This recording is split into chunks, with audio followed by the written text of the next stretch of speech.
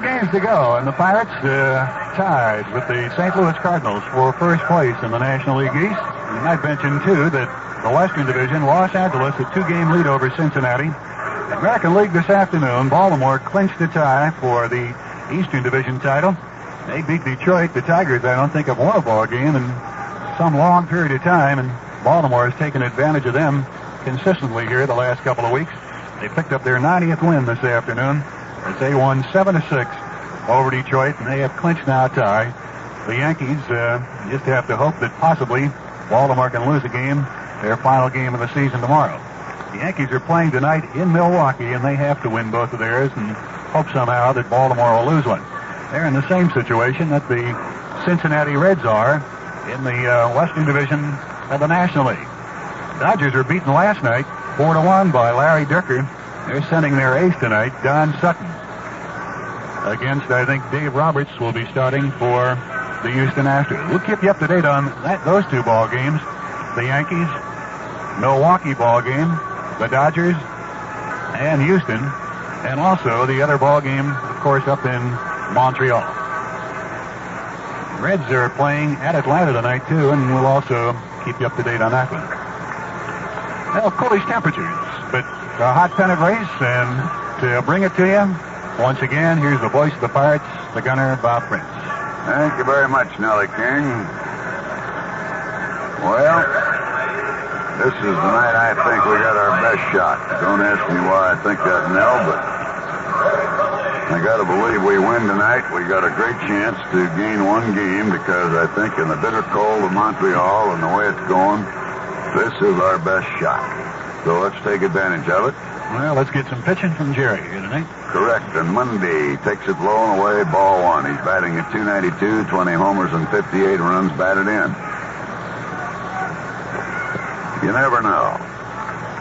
But just on form alone, Monday swing, this looks like the night that we could do it. We could win this one with Royce. If form holds, Royce should beat Tom DeTore, but that's if form holds. Don't think Tom DeTore can't beat you because he can. That's the same thing about Bob Appodac. Yeah, we sure did. Here's the 1-1, and we certainly knocked Bonham around last night. I mean, I thought we killed him. We just line drives all over the place, like pop-ups and ground balls. That's the charm of the game. 2-1 pitch, down there for a strike. Willie Stargell had some very complimentary things to say about Bill Bonham. He said he's a whale of a pitcher. Much better now than he was earlier this season. Has a great changeup. He's throwing a palm ball. That's what that off-speed pitch was. Well, I'm glad to find out what it was. I'll tell you, I'd love to have him on my staff, and I'm sure you'll concur in that. 2-2 to Monday. Struck him out. Went down swinging.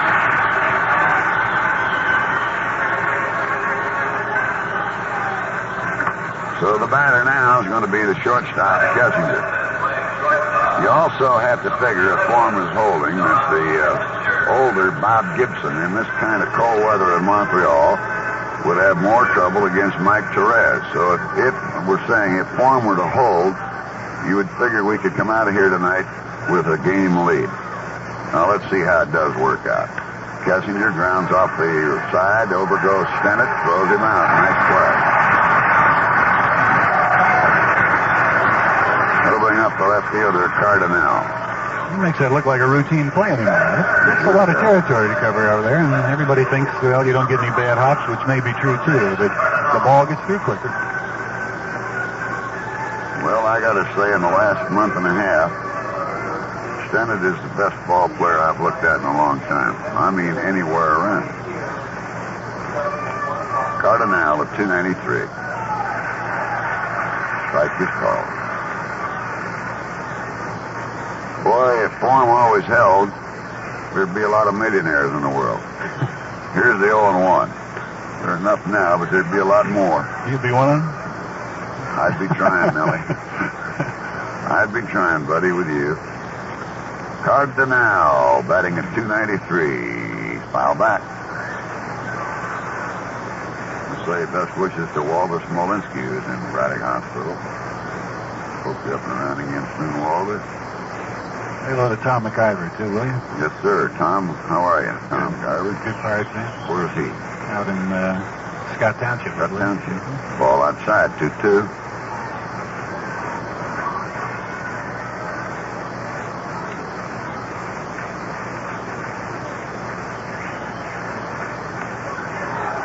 Ooh, pretty close.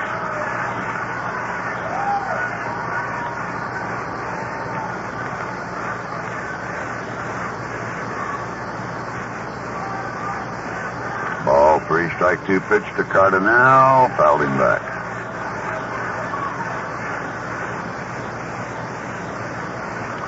Nothing much said about umpires in big ball games like this, but they've got a lot of pressure on them to perform at their best. They always do. But to call a good ball game, it means so much. One call can turn a game around sometimes. 3-2 pitch. Fly ball. No, popped up. Short side of the diamond. It was going to be Hebner in foul territory, and he got it. We go to the bottom of the first. No score. All right, it'll be Tom Vittori with a 3-5 mark. And Swisher behind the plate. Madlock, Kessinger, Sperring, and Fanzone the infield. Cardinal, Mundy, and Morales the outfield. Rennie Stennett, the second baseman at 292, will be leading it off. You got a shock of my life. I was driving home last night.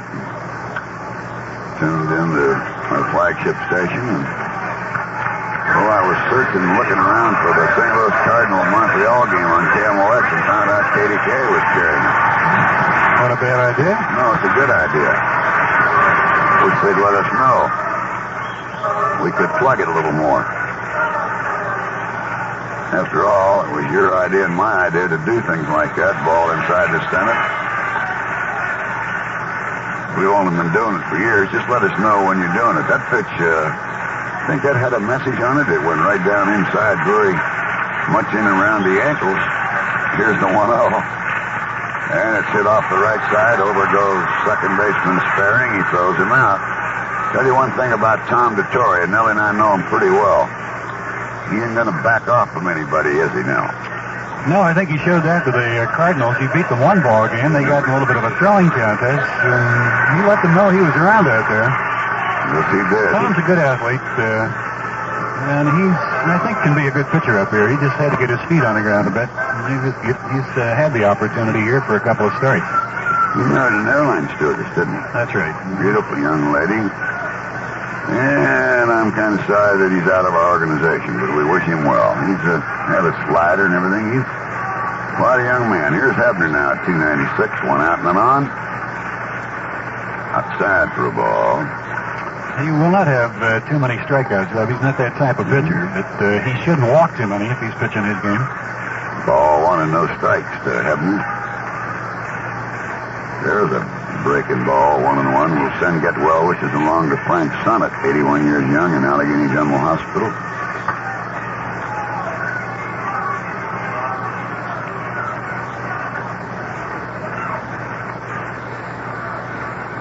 Ball outside.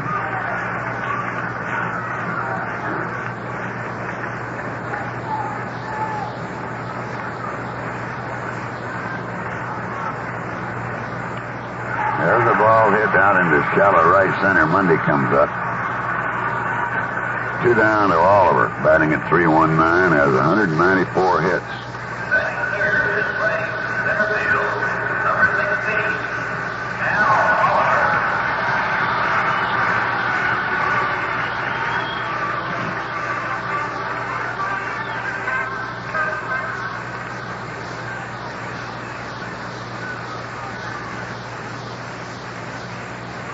Ball 1 to Al, 2 down, no score. First inning. Tom Vittori delivers, and it's beat Weekly off first. 1-1.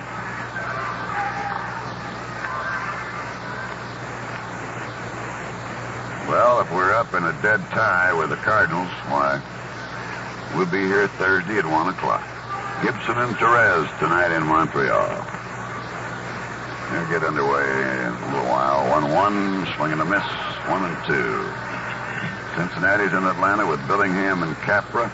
No score into the bottom of the first. The Dodgers are in Houston, where they were beaten last night 4-1. 2-game spread. Ball hit out the left line deep. Cardinale running over quickly toward the line will grab it in foul territory, and that will retire the side. So at the end of one, there is no score.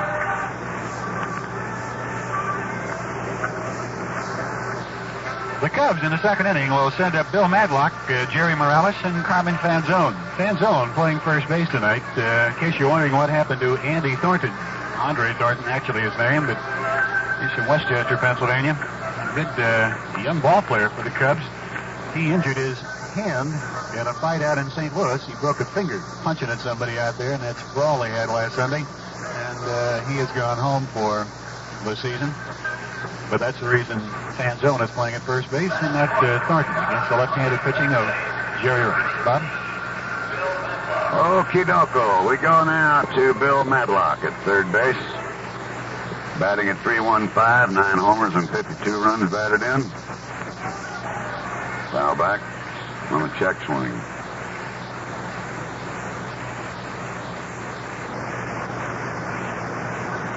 Baltimore struggled by Detroit 7-6. Foul back on a high curve.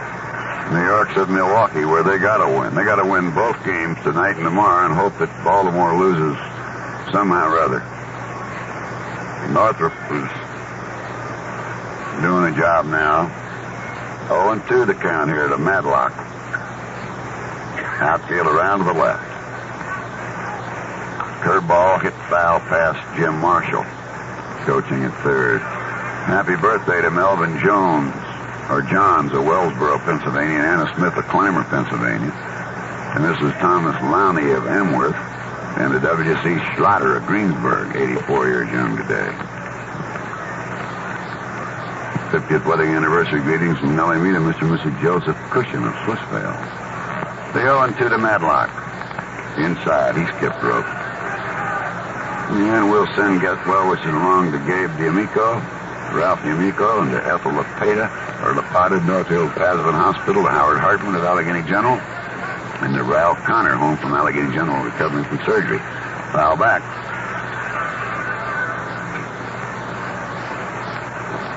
Suppose I could get Doc Feingold or somebody to devise a oxygen tent I could put over my head and just walk around with walking pneumonia and still breathe, Nellie. Whoop, what'd he do with that one? Foul high, no, ball one, strike two. I don't know, but if you did, you'd draw a crowd, I'm sure. I think I would. Don't smoke around you. I remember one time Mr. Rickey went to smoke. He was in an oxygen tent, and he got it out of her, got the match away from him just in time. 2-2. Foul back. Well, the young man over there finally got a ball with that hockey crease, or that lacrosse crease. That's the first one he's gotten all time he's been out here. A little perseverance? Yep. You'll make it. 2 balls, 2 strikes to Madlock, and no score. And he pops up off the bat handle, going back to Tavares and Stennett. Stennett will take it. Right fielder Morales at 272, 15 homers, 81 runs batted in. You know, I never could figure out, Nellie, why they're making such a big fuss over the fact that Richie Zisk wasn't in the locker room. He did his thing. He's done with it. Wasn't there more to talk about the fact we won the game and we're fighting for the pennant than whether or not Richie Zisk stayed around to answer a question? I'd have to agree with you. I thought his triple was more important. I did, too. I guess they wanted to talk to him. All he's going to tell you, hit a fastball over his head. That's about it. Or change-up, I guess it was. Whatever. He did his thing, and he probably got dressed and went home.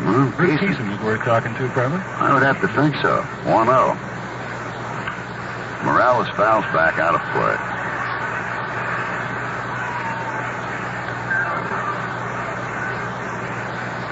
Now they're worrying about whether you got enough booze in the press box. Holy Toledo. What the heck do you have to do around here to just talk about the game? 1 ball, 1 strike. Oh, baby. Hit into the gap in left center field. And they got us in some trouble. The ball gets around now. Coming is Morales for third. The throw by Tavares on the relay is not in time. He's got a triple.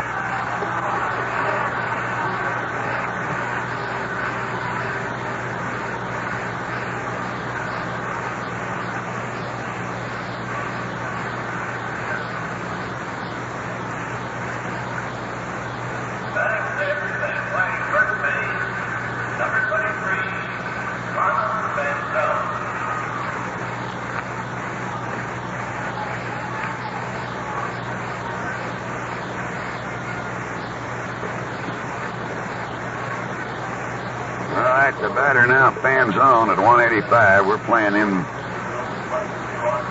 back. Foul back. Jerry Morales, who got a triple in the left center. I didn't like the way we played that ball once it got through, but I think what happens, we had converging outfielders and it got through and we weren't able to back him up. That's going to score a run on a fly ball to dead center. Al Oliver is going to get it, and Morales can walk home. 1-0 Cubs.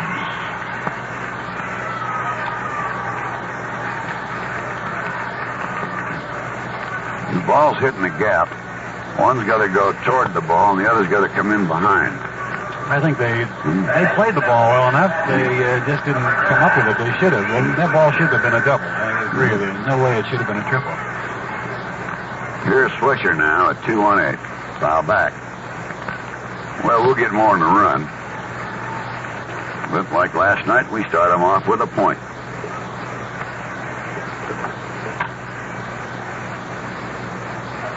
They're playing Steve DePaul. He beats a foul off third. Royce looks sharp tonight.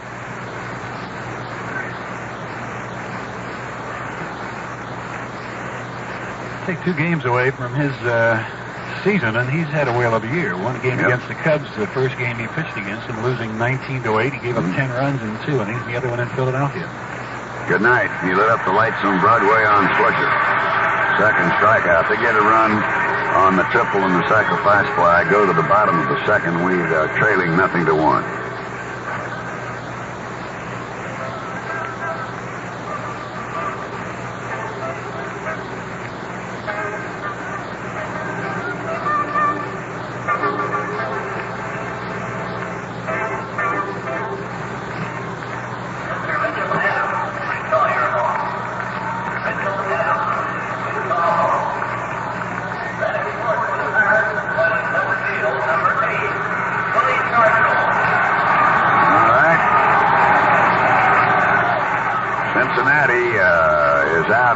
Without a score. Billingham apparently has been knocked out of the box because Bourbon was on in the first with Atlanta batting. If the Reds lose, it's all over. The Dodgers can play Houston tiddlywinks. Here's Willie Stockdale at 3:05. And down low is Tom DeTore. Cubs leading 1-0 here in the bottom of the second. Stockdale fouls it straight back. Look out, Rich.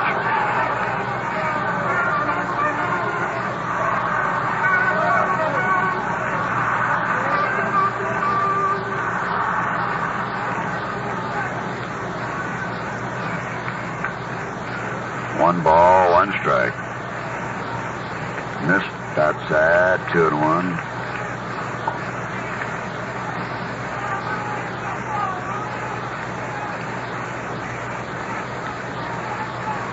Two-one pitch. Ball 3 outside. Stockdale Siskin-Sanguin.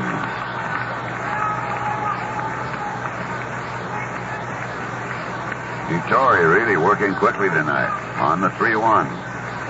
Curveball inside, he walks him. Here's Richie Zisk, whose triple last night won the ball game. He's batting at 3-1-3, 17 homers, 100 runs batted in.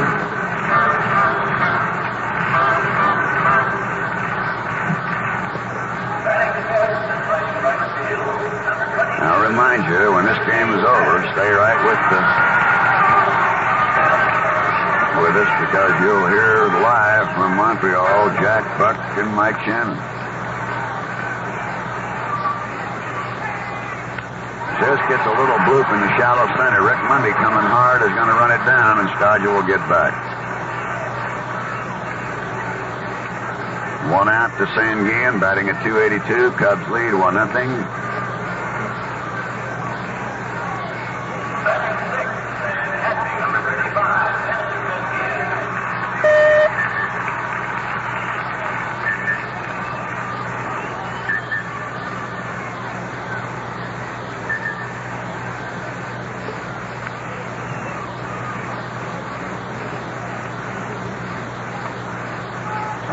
Torrey sends a slider, called strike.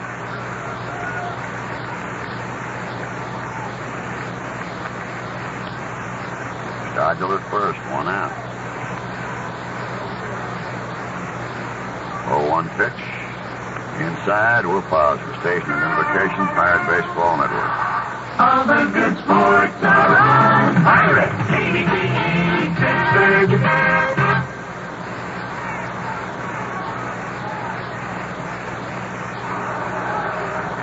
Sidearm curveball, swing and a miss by Sanguillen. A ball and 2 strikes, 1 out, 1 on, 1-0 Chicago. Bottom of the 2nd inning.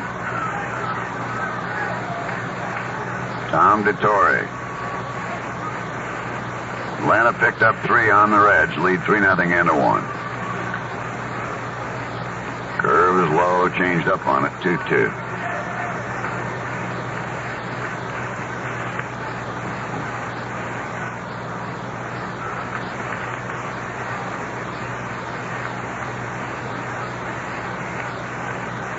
Sanguillen becomes a strikeout victim. Went on a sidearm curveball. Brings up Eddie Kirkpatrick at 249. 6 homers, 36 runs batted in. Cubs lead 1-0.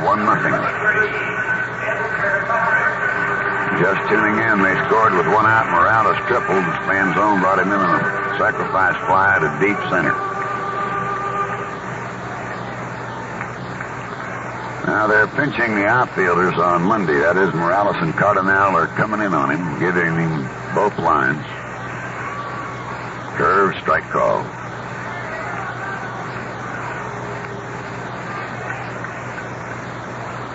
Kessinger moves over a little bit towards second base.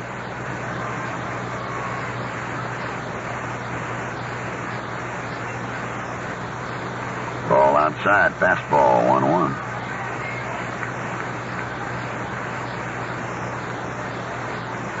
In the event of a tie, we'll play Thursday with the Cardinals at 1 o'clock right here. Ball 1, strike 1. Foul tip, strike 2. Madlock, Kessinger, Sperring, and Fanzone, the Cub infield. Cardinal, Mundy, and Morales, the outfield. DeTore and Swisher, the battery.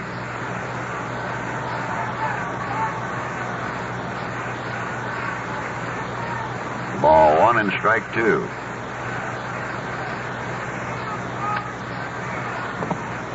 Here's the 1-2 pitch. Weekly bounced down toward second baseman. Sperring, Fanzone for the out to retire the side. Into 2 innings, 1-0 Chicago. The 3rd inning for Chicago, it'll be Rob Sperring, the second baseman, number 8 hitter in the lineup, then Tom DeTore, and leadoff batter Rick Mundy.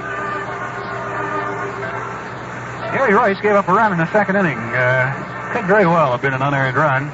The ball was hit into the gap, and Stargell and Oliver made the play on the ball. It didn't get through them, but it went off somebody's glove. It should have been a double, but he came to third on the play. A triple roll, and a sacrifice fly got them in. That's been their only run, and it's been the only run of the ball game. Sperring, a right-handed hitter, batting at 196. 1 home run. He's driven in 4. Started out as a shortstop. They've moved him to second base. Cubs looking for a second baseman. Vic Harris is supposed to fill that role, but came over from Texas. Swing and a miss, strike 1. Hit fastball by Royce, moved away.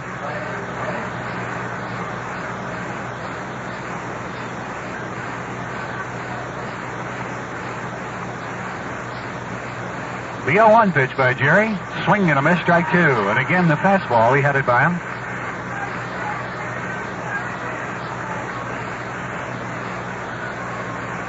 Joe McDonnell has taken over as general manager of the Mets as Bob Sheffing retiring. No surprise there. Count of 0-2 on Royce. Fastball fouled out of play.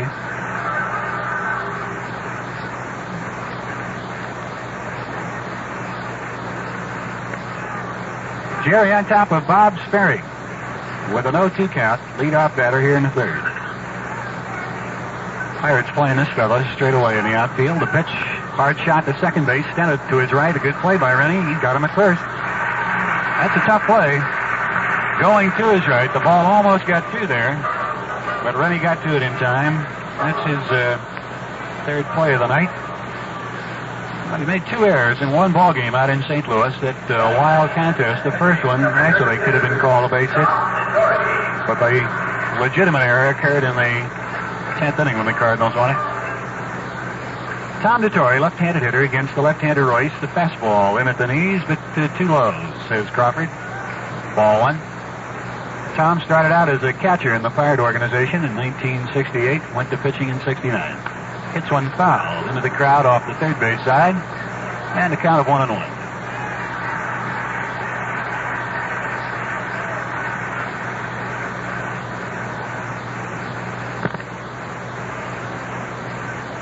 Oliver in center field, shading into left center on DeTore. Curveball hit right to second base. Stennett's got it. A great jumping play by Rennie. Ronaldo Antonio Stennett doing his thing here tonight. It's his second or third good play of the night already, only into the third inning. Royce that time hung a curveball on DeTore and almost got himself a base hit. And if it got in there, it would have been in the gap in the right center field for extra. Reds are out in the second inning. Atlanta got 3 in the first inning. They lead the Reds 3-0 behind Buzz Capra. Billingham knocked out in the first. Bourbon is on for Cincinnati. Rick Mundy struck out to open the ball game. He's in there again. Takes a fastball down low. Ball 1. Well, they should be underway up in Montreal. 8:05 starting time. Gibson against Mike Torres. Cubs lead here 1-0 into the third inning. Fly ball, left center field, tough play. Oliver drifting back on the warning track going. He got it. Great running grab by Al right at the wall into left center field. Mundy got just about all of that he wanted to get. And Oliver with a great jump on the ball ran it down at the wall in left center field. No runs, no hits, a couple of well-hit balls, no errors, and nobody left. Well, we go to the bottom of the third, and the Cubs are out in front 1-0.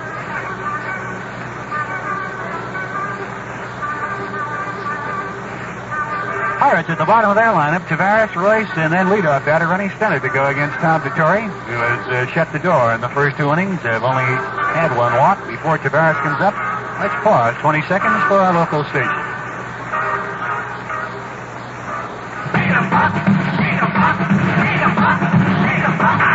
The Pirates have put in a great season, and the Bucs have brought it down to the wire. Now let's show the Bucs we're with them all the way to the playoff, to the series, too. After all, KDKA thinks Pirate baseball is a serious business. Frank Tavares leads off the third, swings and misses on a curveball, strike 1. DeTore, more of a sidearm, 3/4 sidearm pitcher, can be tough on right-handed hitters. The left-handers have got to start doing something against this guy. He's taking care of Hebner, Oliver Stargell, and Kirkpatrick. The first time around, walked Willie. Tavares bunts, and he hit him as he went out of the batter's box, and he is out. The put-out going to the catcher, Steve Swisher. Catcher gets the put-out, unassisted, and that'll bring up Jerry Royce. Yeah, worth a try by Tavares, dejectedly throwing his batting helmet away as he goes back to the dugout. Jerry has 13 hits in 84 at-bats, hitting at 155. No home runs. He's driven in 4. Outfield. Usually deep in center field for Rick Mundy. Fastball bounced up the middle and picked off by Sparing. Throws, and he got it. Good play by Rob Sparing. Going to his right and jumping up in the air to get something on the ball. Threw low, but it was picked off by Fanzone on a low throw, and the Pirates 2 down very quickly in the third inning. Still haven't had a hit off Tom DeTore. DeTore, I guess, would like to be the spoiler here. pitched in the Pirate organization, was up last year, sent back down, was with the ball club in spring training, but then we lost him. We, however, picked up a guy named Paul Popovich. He was the guy we gave up for Paul Popovich. Rennie standing up for his second time, swings and misses on what looked like a breaking ball away, strike one. Vittori against the Cardinals in the last two series they had in St. Louis and in Chicago was 1-1. He beat them in that high-scoring game, something like 19-4, I believe the score was. He was a winner in that one, but was a loser the last time out. The Cardinals beating him 10-4 in St. Louis, or in Chicago, rather.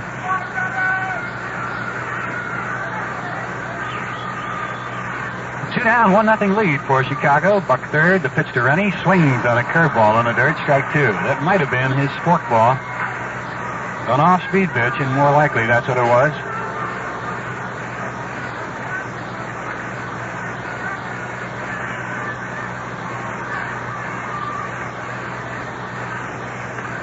The 0-2 pitch, swing and a foul, back out of play, came in tight with a fastball.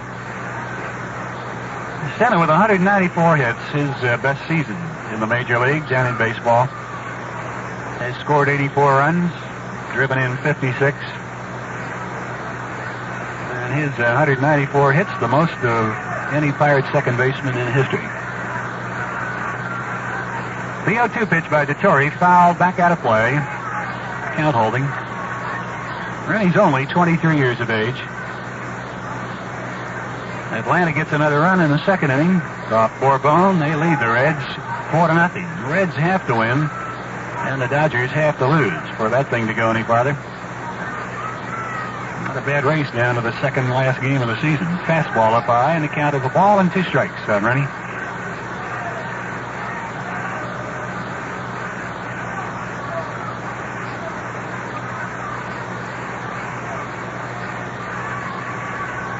Vittori peering in for the sign from Swisher, taking too much time, and Stennett asking for it, steps out.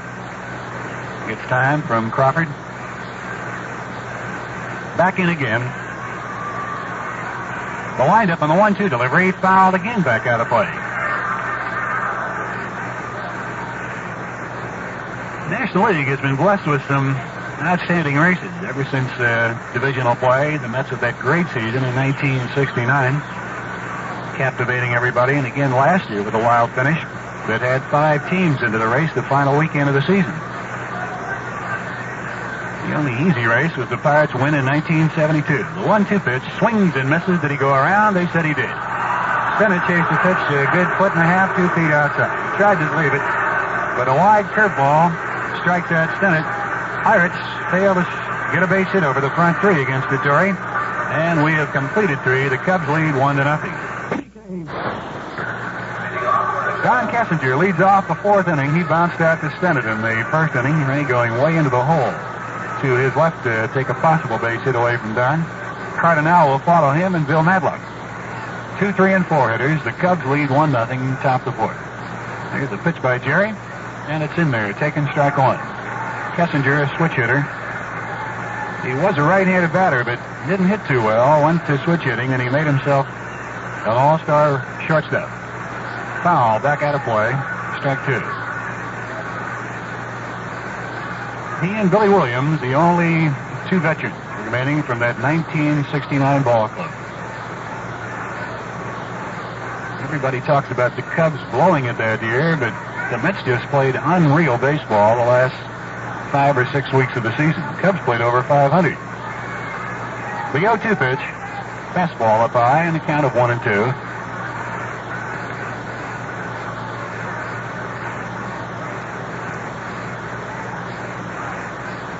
The 1-2 pitch by Jerry. Ground ball to third. Hebner off his glove. Bobbles it. And no play. And that'll be an error, I'm sure. That's an error charge for Richie Hebner. Richie having a rough year with a glove.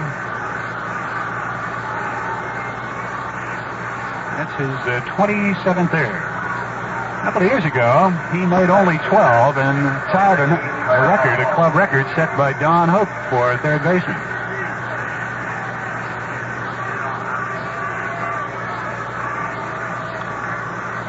Cardinal, the batter, with a runner at first base in Kessinger.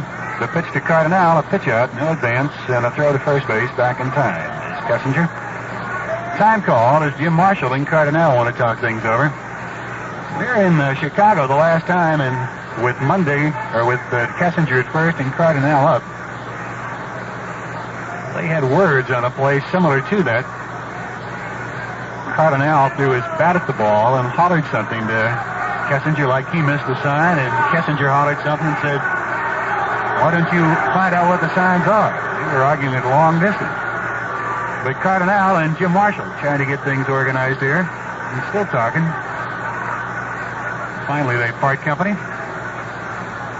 Cubs lead 1-0. Jose didn't start last night, but he came into the game in a pinch hit role. Montreal and St. Louis, they're into the second inning, no score. The count of 1-0, and the pitch underway to Cardinal, up high, ball 2.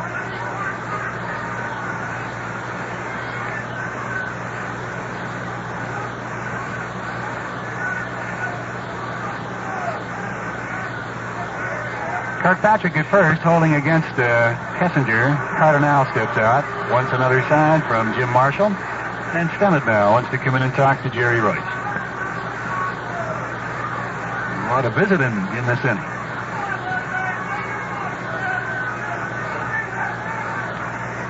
The 2-0 pitch. The runner goes. A pitch out, a throw, and they trap him off the base. He gets back to first base in time. Good play by Kessinger. Bucs pitched out on a 2-0 count, and the count goes to 3-0. We didn't get the out. Sanguin went through to second base, but Kessinger very alertly stopped and came back to first. Well, we're in trouble here with a count of 3-0. It was a heads-up call by Sanguin. He had the right call, but the throw, the good base running really on the part of Kessinger, got him back into first base. The 3-0 pitch, foul off the side. They have a count of 2-1, so the scoreboard now correcting it. The count goes to 2 balls and 2 strikes. They had 3-0 on the board. We assumed that's what it was.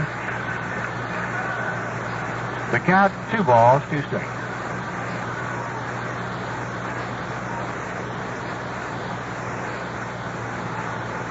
Royce from the belt, checking Kessinger. The look over, the pitch to Cardinal, bounce to third. Hebner has it, throws on to second, the out there.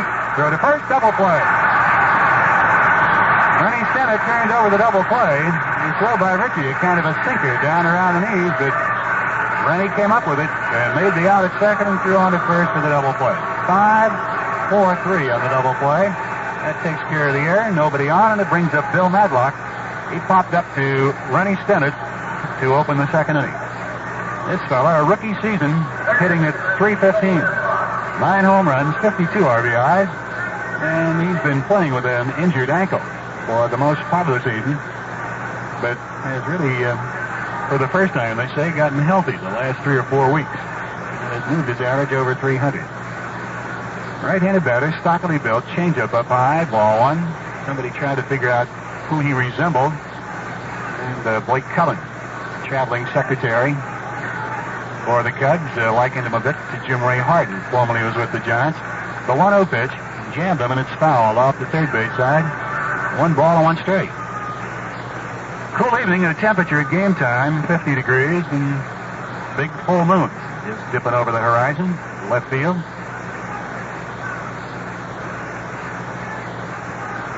The 1-1 pitch by Royce. High pop-up into shallow left field. Scargill will drift under it to get the out. That'll retire Madlock and the Cubs in the 4th inning. No runs, no hits, 1 error. Nobody left. And we'll go to the bottom of the 4th inning. The Cubs out in front, 1-0. Yeah, the Pirates in the 4th inning, down by a run, will send up some big left-handed sticks against Tom Vittori, Hebner, Oliver, and Scargill. And these are the guys now that have to start doing something against Vittori. As I said, comes a bit sidearm or 3/4. It's much easier for left-handers to pick up a pitch like that. Ritchie flied to center field as Vittori moved the ball in on his fists and got him to pop into shallow center field in the 1st inning. Pirates haven't done much run scoring for Royce in his last 4 ball games, including this one. He's scored only 3 runs in 34 innings for Jerry. Not ready to break loose for him. Ritchie, sitting on 18 home runs, has driven in 67. Loops one into shallow left center field. Cardinale coming on will make the grab. That'll retire Hebner. First ball hitting, Ritchie pops into left center field. And that'll bring up Al Oliver. Royce was shut out by John Matlack after he had pitched a very long ball game against the Cardinals here, losing 2-1. The only run we got was in the opening inning in a 13-inning ball game. And we only got 2 runs for him in the last ball game in New York City when he won 2-1. Notorious pitches up high on Al. Ball 1. Cardinals failed to score in the second inning. No score into the bottom of the second. Gibson against Mike Torrey. The 1-0 pitch by Dettori. Bunted off the third baseline, and it should be a base hit. Dettori picks up, throws, not in time. Base hit.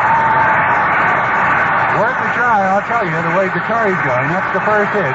Matlock was very deep at third base, and Oliver just took advantage of it, laid it down the third baseline, and that'll bring up Starger with a runner on base. Very heads-up bit of hitting by Al Oliver.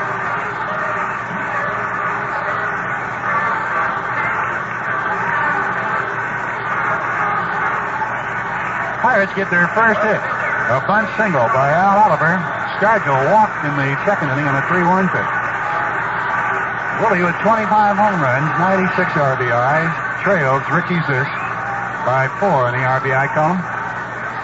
Fan zone holding against Al. The pitch underway to Willie. Outside, ball 1. Stargell's knee was a bit stiff yesterday. He injured it Saturday in New York. Played Sunday, and last night it bothered him quite a bit, but he says he feels much better tonight. The 1-0 pitch. Swings and misses, strike 1. 1 ball and 1 strike. They shift with Kessinger moving near the bag at second base. He's still on the third base side of the bag at second, but not too far from it. The 1-1 pitch. Swings and misses, strike 2. Dettori just overpowered him with a fastball. He came in on Willie. One thing about Dettori tonight that we've noticed, he's been ahead of every hitter. And he was not that kind of pitcher when he was up last year. Getting a bit more confidence. Oliver at first with 1 down. Cubs lead 1-0. Stargell takes a sinking fastball away, and the count 2-2.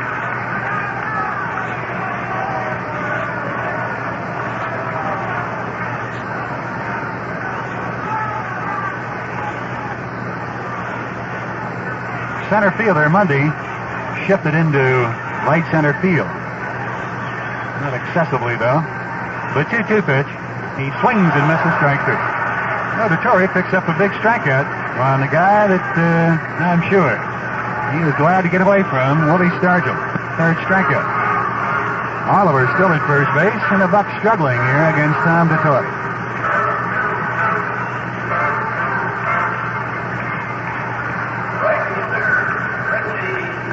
Zisk hit one off his fist into center field in the second inning. Mundy came on to make the running grab in shallow center field. 2 down, fan zone, holding against Oliver at first. The pitch, it is in there, taking strike 1. Well, hopefully Royce can keep the Cubs close here, because Dettori's pitching a whale of a game here, similar to what we looked at on Sunday against Bob Apodaca. The 0-1 pitch. Swing and a miss, strike 2. He is just coming right after us. The only base hit, a bunt single by Oliver off the third baseline. And nothing really close to resembling a hit so far. He's been that strong. And Zisk almost went out. Checked off the curveball away. 1 ball and 2 strikes.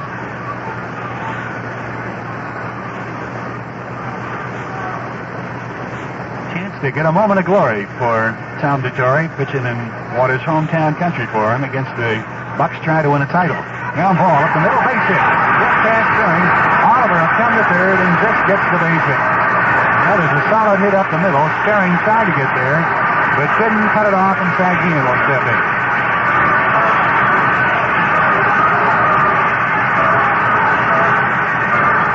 Saggy struck out in the second inning. As Dettori threw a fastball by him. Yeah, he's a tough guy to strike out. has only struck out 27 times on the year and 589 times at bat. What he needs here is a base hit in the right field for us. The second baseman staring deep and is pinched over toward the bag at second base. Fan zone, I believe, is going to play halfway behind the runner. Zisk at first base, off the bag. Trying to get the attention of Jim Marshall to see where he wants him positioned. They will hold against the runner, Richie Zisk. A little bit of a gap on that right side for Sanguine if he can go that way. Outfield straight away. The pitch by Torrey, and it's inside, almost hit him, ball one. Fastball right at the bridge of the nose.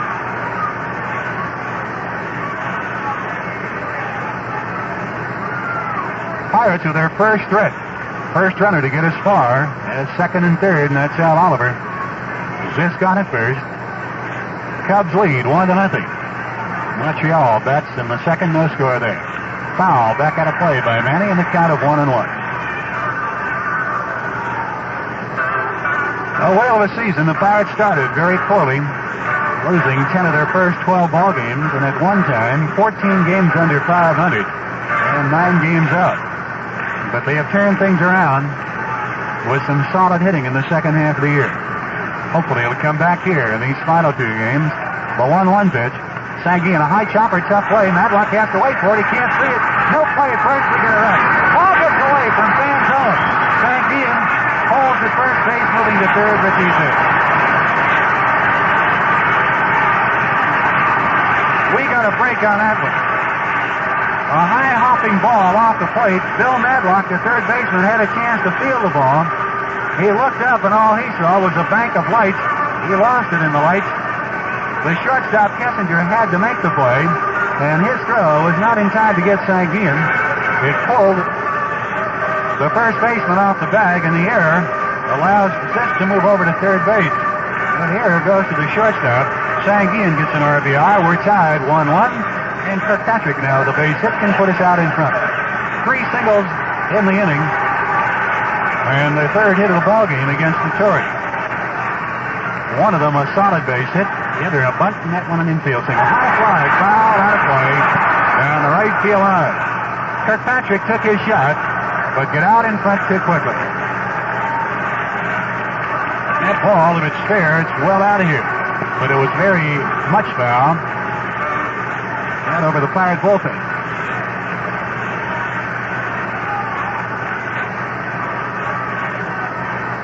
Tie game, 1-1. With Zisk at third, Sanguine at first, 2 down. The pitch to Kirkpatrick, fly ball, right field, base hit. It's down into the corner. It's off the wall. It's a double for Stewart. Sanguine comes around third. They're going to wave him in. There's going to be a play at the plate. He is safe.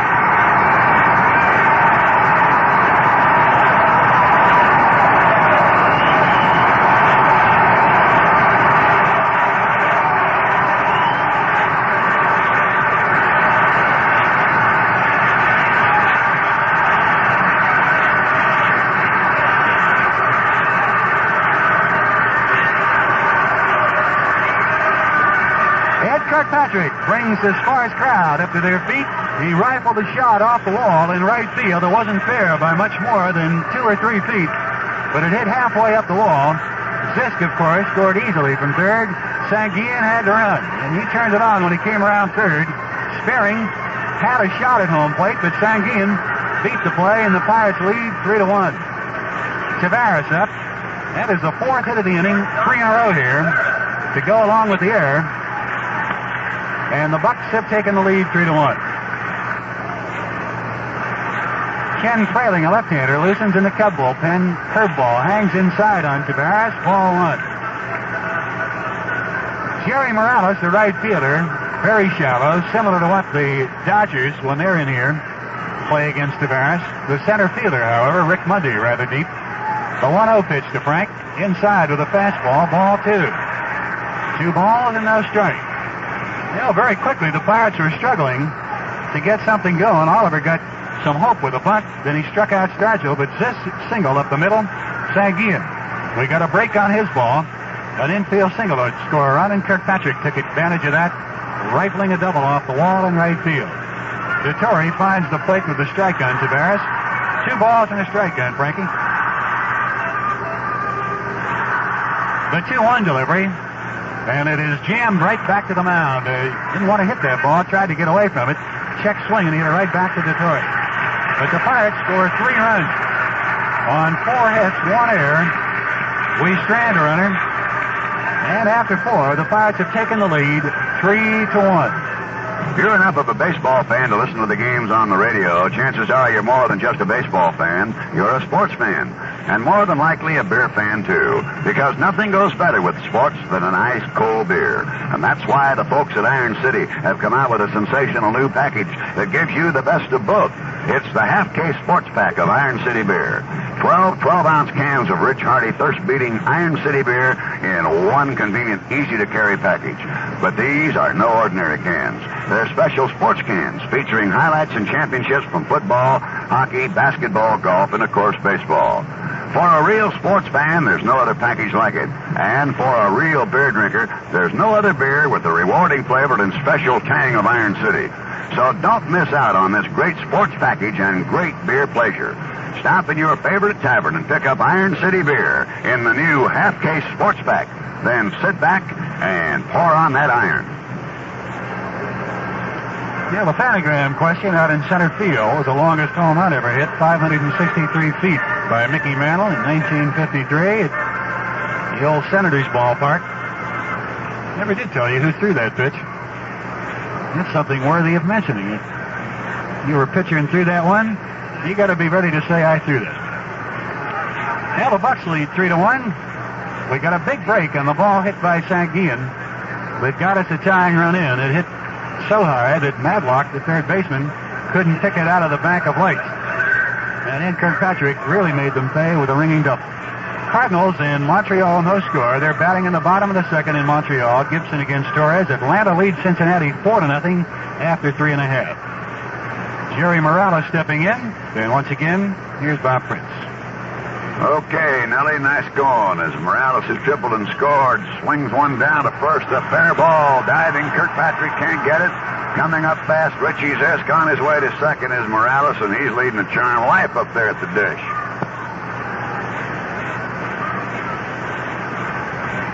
That'll bring up Fanzone, who brought him in with a sacrifice fly back in the second inning. I think Royce and Kirkpatrick weren't too sure about that call, about it being fair, but not too much of an argument. No, I tell you, from my vantage point here, though, I felt the ball bounced in front of the bag and went over. And Kirkpatrick diving for the ball just missed it and remained in fair territory. Curve down inside to Fanzone. This type hits Sonoy pitchers. The right-handed batter going the opposite way like that, and really not trying to hit that way. 1-0.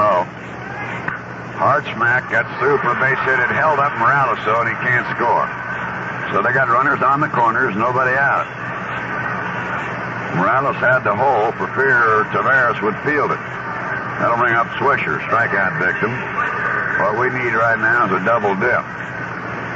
Let's see how we're going to play our infield.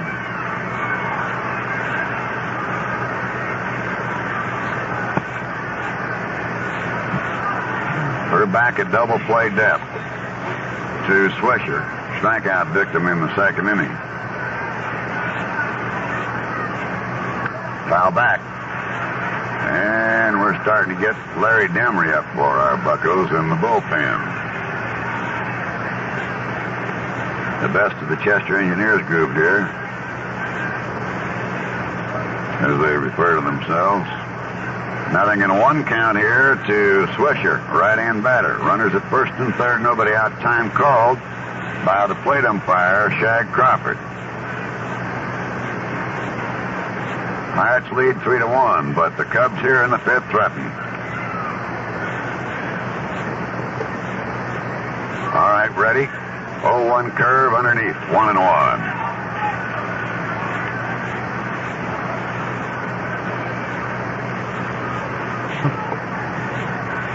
George Mitterwald's coming in. You remember George Mitterwald and Jerry, the first game? 1 ball and 1 strike. Pitch to Swisher. Popped him up, and that's what we had to have. And Tavares getting under. 1 out. Boy, he ran that ball in on him good there. Now now the second baseman due up, sparing, but let's see what the mad magician of Mr. Marshall's going to do. Jim played with us for a year, went over, played in Japan. He's been around a while. He's been renewed as the manager of the Cubbies in 75. He's going to hit for sparing. Looks like it's going to be Mitterwald. It is. He's a catcher. He had a season against us in one game there, I think, didn't he? 3 home runs, 8 RBIs. Yeah. And that's about the last he did anything about it. And he almost got a home run. He was going for the record. That's right. We're listening Pizarro with Demery.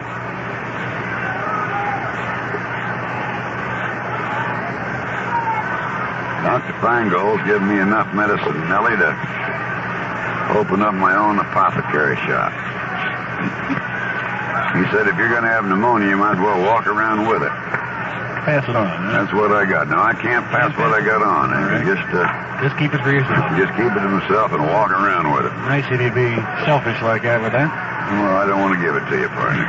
Okay, let's get this guy out. He's hitting the 252. High fly, shallow center. Going back to Veras. Oliver's going to call him off. That's the way it should be done, and that'll hold him. That's it. He fires it in. Veras didn't want to take that ball because he had been going away from the infield.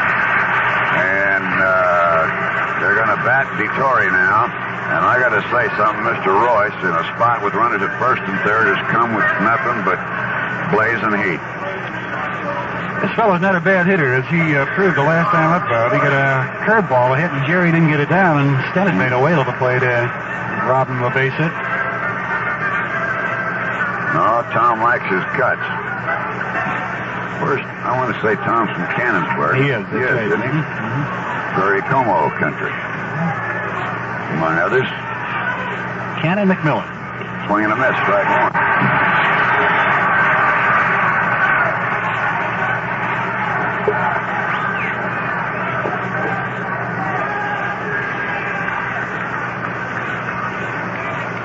No balls and a strike. Swinging a miss, strike two. We lead 3-1, and Royce is smelling money. It's more runs than Royce has had in 3 ball games, isn't it? Yeah, I hope he knows what to do with it. Looks like he's trying to find out. Well, I'll tell you something. He's all business out on that mound. No balls, 2 strikes. He's all business anytime. Here's the pitch. High for a ball. Jerry doesn't like to be around people that smoke cigarettes. He doesn't make any bones about that. If he's in a position where he can logically ask you not to smoke before him, he will. If he's riding with you in your car and you smoke, he'll say nothing. But if you are the other way, here's a 1-2 pitch. Whoop, outside, 2-2. And that's his prerogative. He's a highly intelligent young man. 2-2 to Dettori. This opened up with a double down the line at first base by Morales. And then Fanzone, fortunately, hit a ball just in the hole to left where they had to hold Morales up. Here's the pitch. High, ball 3. And then with runners at first and third, Swisher popped to short, and Mitterwald hitting for sparing, flied to shallow center. Now Dettori's run the count to 3-2. And here's where you got to get him, Jer, old buddy. We don't need to see Rick Mundy until the 6th inning do it. Ball 3, strike 2 to Tom Dettori, left-hand batter. And he strikes out swinging.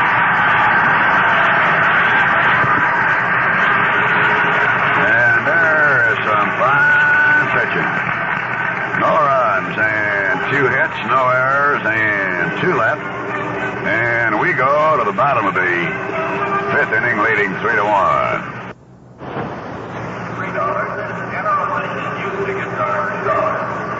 Billy Grabakowicz has gone out of second base. Reggie Smith has just homered for the Cardinals in the 4th inning, and they lead 1-0. Gibson and Torres.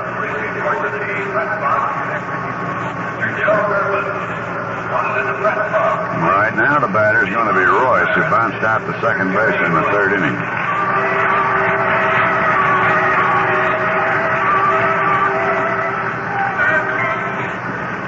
They're going to be around to the left here on Royce.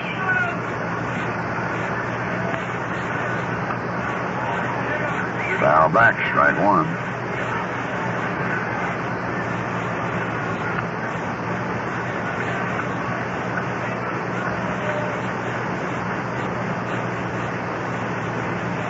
Just outside, 1 ball and 1 strike. Royce, Stennard, and Hebner here. And the Bucs on top, 3-1. Curve inside, ball 2, 2-1.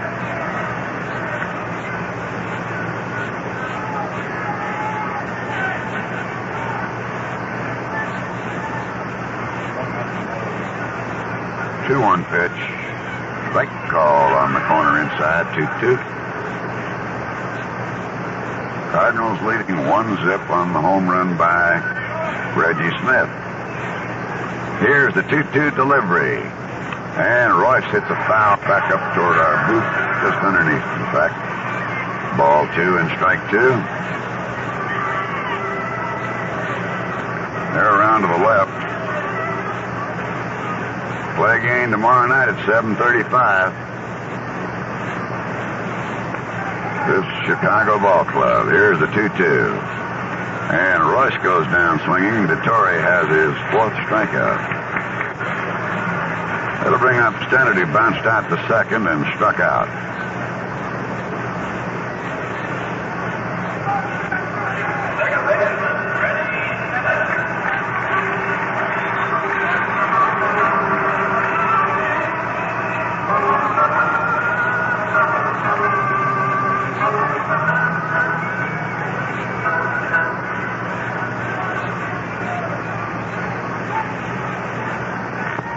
Now the pitch, Rennie brush back, ball 1.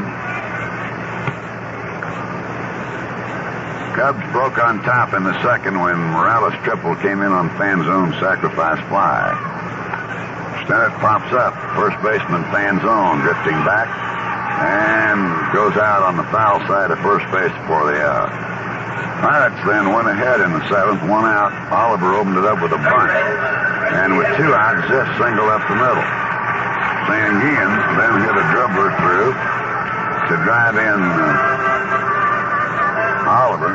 And on an error, Zisk went to third. And then Kirkpatrick doubled, knocking in Zisk and Sanguian, and the lead 3-1. So here's Hebner, fly to center, fly to left. We're in the 5th inning. Foul ball. And I'll tell you one thing, DeTore's wasting no time. He's bringing it in there.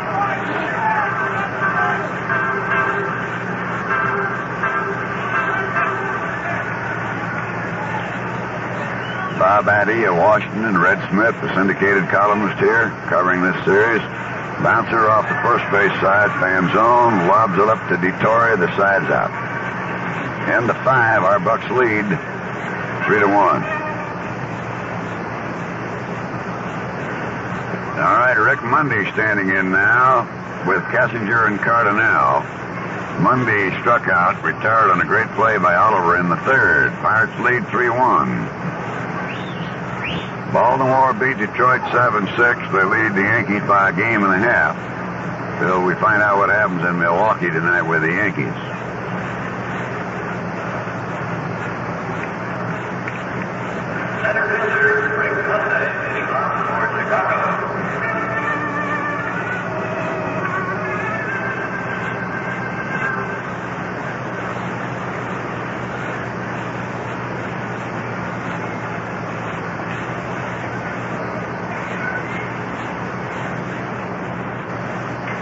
Mundy, a left-hand batter. Takes a curve inside, ball 1.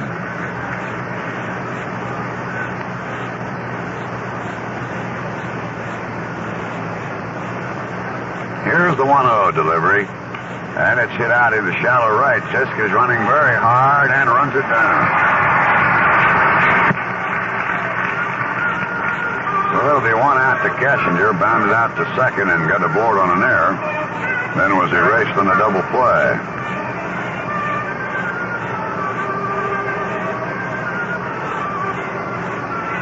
New bat right-handed. They'll play him to pull.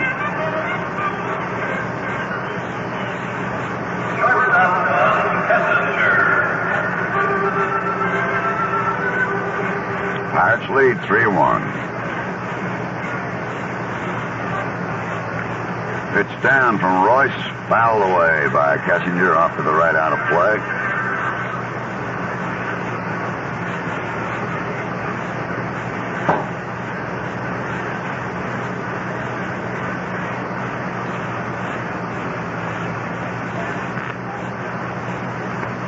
This time his fastball moves inside, and we have a 1-ball, 1-strike count.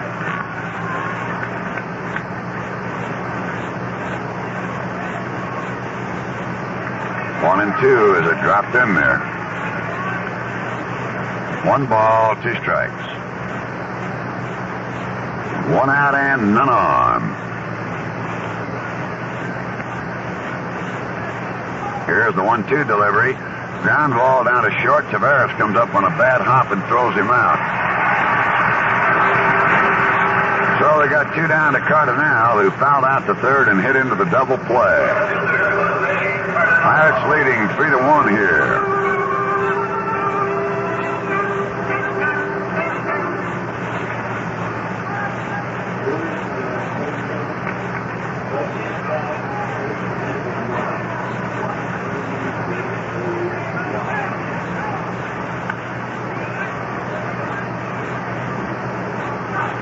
All right, the 0-1 now as he fouls it back.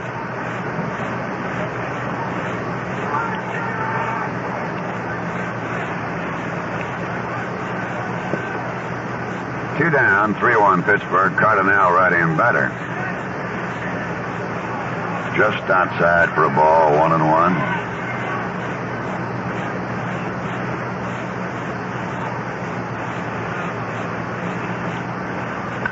There's a base hit up the middle by Cardinal. That's the 4th hit. And the 4 innings up in Montreal. 1-0 St. Louis, home run Reggie Smith. And the Dodgers scored a pair in the first inning against the Houston Astros. If they win, it's all over in the National League West.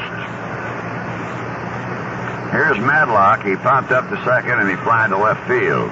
Holding on the runner, Cardinal. Royce goes over to first, throws it away. Getting up now is Cardinal and moving on into second. Running back quickly, Stennett to get to the ball. Now he's going to try for third. Here comes the throw to Hebner, and he's just real safe. Cardinal gets in there. There's some very alert base running by Cardinal. He went up into second, all right, and then as he saw Stennett start to run the ball up toward the infield, he just took off. And Stennett fired a bullet in there, but not quite in time, so it'll be an error charged to Royce. And Murtaugh now coming out.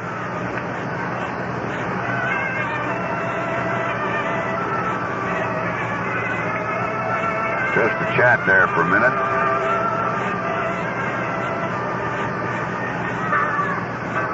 I had the feeling they were almost going to call a buck on Royce. But if they were, they'd take the stiffer of the 2 penalties. And thus we have Cardinal on the error over at third. Madlock swings, bounces a base hit in the left side of the diamond, and Cardinal scores to make it 3-2. So that error really has hurt here.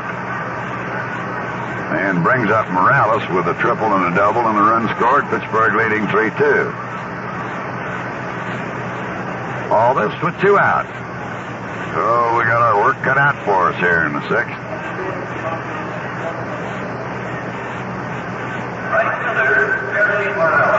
So Morales standing in. Oh, the ball gets all the way from Sanguine, and up into second goes Madlock. And it'll be a pass ball.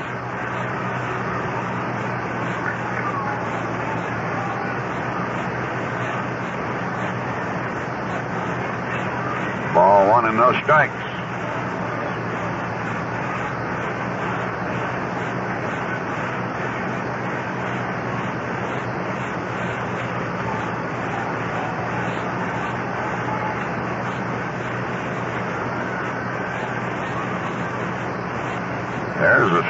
it's 1-1.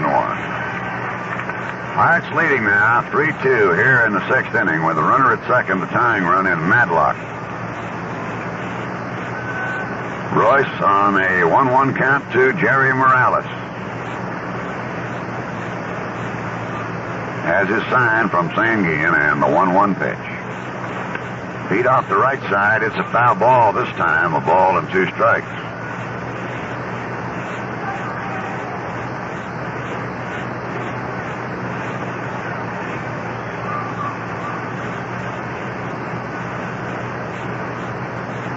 With 2 down, Cardinal singled up the middle.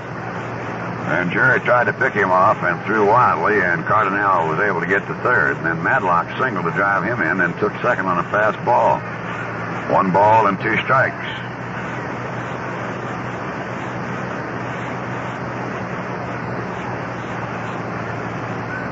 Here's the pitch. High. 2-2. Whether the run is earned or unearned is in limbo for the moment, depending on what Morales does. As of this moment, the Cardinals' run is unearned. Ball 2, strike 2. 2 out, runner at second, Madlock. Pitch. And he lit up the lights on Broadway, right down the middle with it. Strikeout number 4. 1 run on 2 hits, an error, 1 left. We go to the bottom of the 6th, leading 3-2.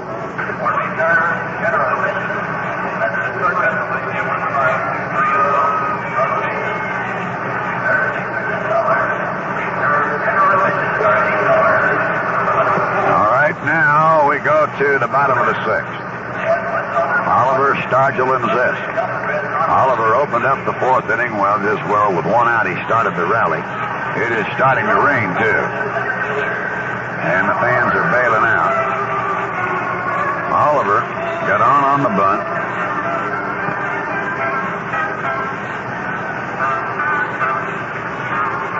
We got a legal game going. Here's the pitch. Oliver base hits into right center field.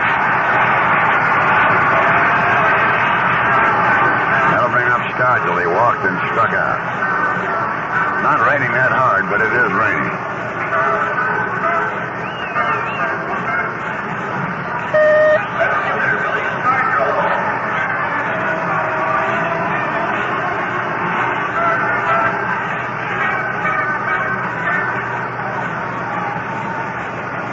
Tom DeTore now has surrendered his 5th base hit. Infield shift is not employed against Stargell. DeTore delivery. Stargell hits it straight away, very deep. And Mundy one-hands the ball at the wall. And coming back is Oliver. And we'll pause for station identification on the Pirate Baseball Network. All the good sports are on Pirate Pittsburgh.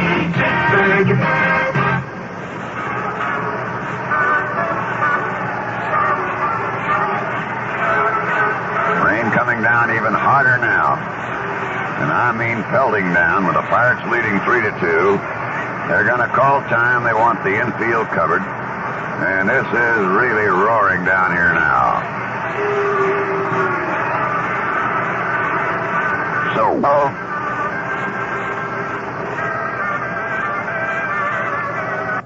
Well, sorry to break into the Cardinal game, but we're ready to go at Three River Stadium once again. In the bottom of the 6th inning with the Pirates leading the Cubs 3-2, and Bob Prince and Ellie King will keep you up to date on that Cardinal game. The Cardinals are leading 2-1, and they are in the bottom of the 8th inning. Now to Bob Prince and Ellie King.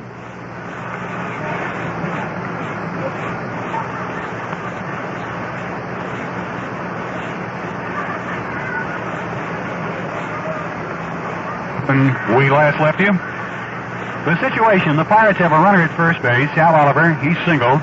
Willie Stargell lined deep to center field for the only out of the inning, and that'll bring up Richie Zisk. There was no count on Richie when he was ready to step in when the rains came. Now the Bucs lead 3-2, but the big story here is a rain delay, and what it might mean to Jerry Royce, who is pitching. Tom DeTore stays in the ball game for Chicago.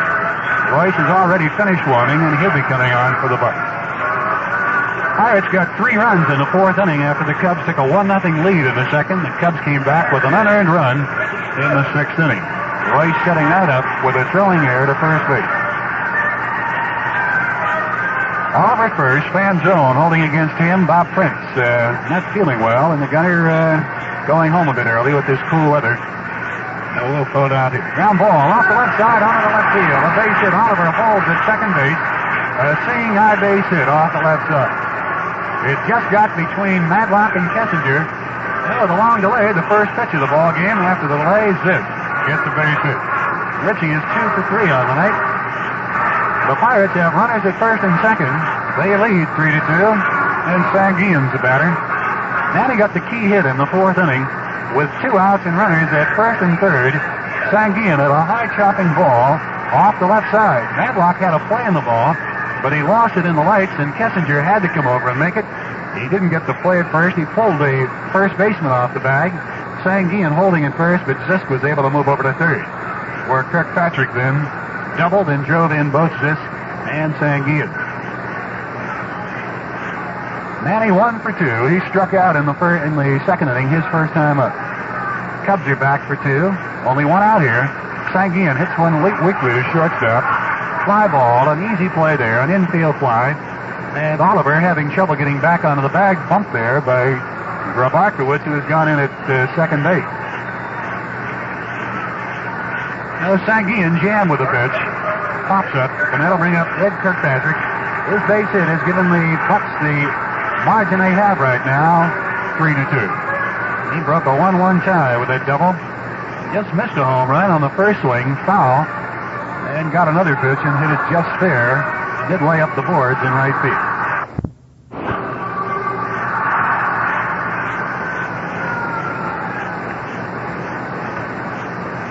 Kirkpatrick, with that RBI, or 2 of them, has 38 on the year. They shift a bit, pull around to right field on Spanky. The pitch by Dettori is in there, taking strike 1.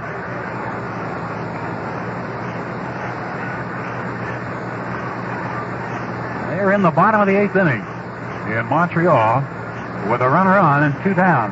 The Expos 8th inning. Cardinals leading there 2-1. They sit here, could give us some breathing room. The 0-1 pitch, high fly to center field. Rather deep, but Monday will make the catch. In deep center field, and Dettori gets out of it. No runs on a couple of hits. No errors. We strand 2, and we've completed 6. The Pirates lead 3-2. Pirate Baseball has been brought to you by Iron City Beer. We go to the final 3 innings. Jerry Royce protecting a 3-2 lead.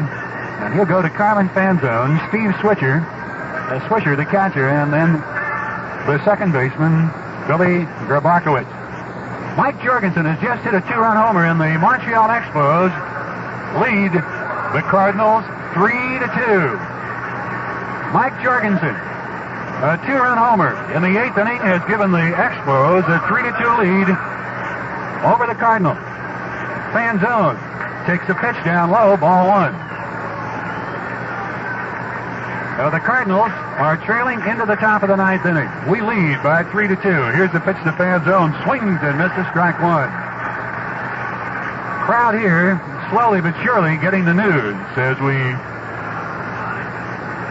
get it out over the transistors here, and they'll get the message up, I guess, on the board here very shortly, and you hear a bigger roar. Line drive, right side, Stennett. Great play. Picks it up, throws. He's got him at first. What a whale of a play by Stennett, going to his right up the middle. Looked like a sure base hit, but Rennie somehow got there, picked it off, and got him out. That's about the 3rd good play of the night by Stennett. Made an excellent play on Dettori in the 2nd inning, and also on Sperring in the 3rd. Swisher, the batter, 0 for 2. Right-handed batter, loops one into right field, base hit. Just over the head of Rennie, cut off down there by Zisk, and Swisher's on with a single. That'll bring up Bill Grabarkowitz. Well, the Bucs got some help from the Montreal Expos, and the Expos sure wore us out, sweeping us 3 up there.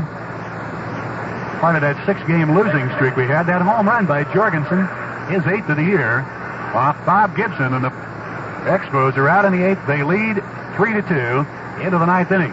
Dale Murray pitching for Montreal. Grabarkowitz up for his first time.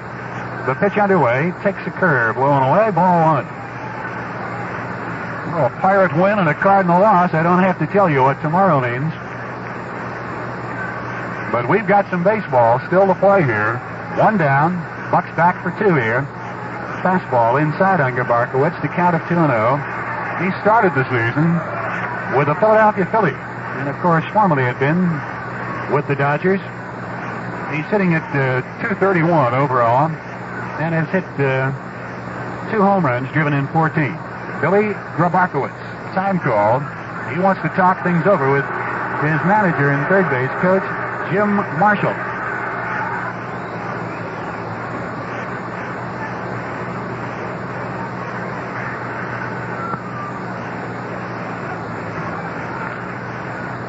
The 2-0 pitch to Grabarkowitz inside, and the ball gets away from Sagian. No advance by Swisher, and the count of 3-0.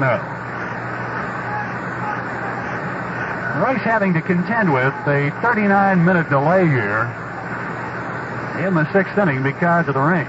And it could have an effect. The Pirates are loosening Hernandez and Justy. But 3-0 pitch, he is in there with a strike. Grabarkowitz taking all the way. A couple of 3-2 scores in big games in the Eastern Division. The Expos leading the Cardinals and the Pirates leading the Cubs. The 3-1 pitch by Royce. He lost him, ball 4. That, I believe, will be all for Tom DeTore. They're going to pinch hit. There it is on the board now. Jorgensen a home run with 1 on to give Montreal a 3-2 lead.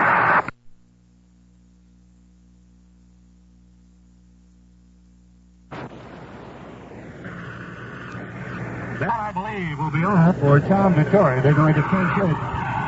There it is on the board now. Jorgensen a home run with 1 on to give Montreal a 3-2 lead.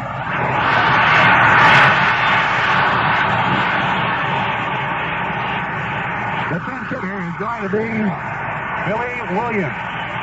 Jim Marshall playing his ace card right here. A single by Swisher after a great play by Stena took a base hit away from Fanzone. A walk to Grabarkowitz.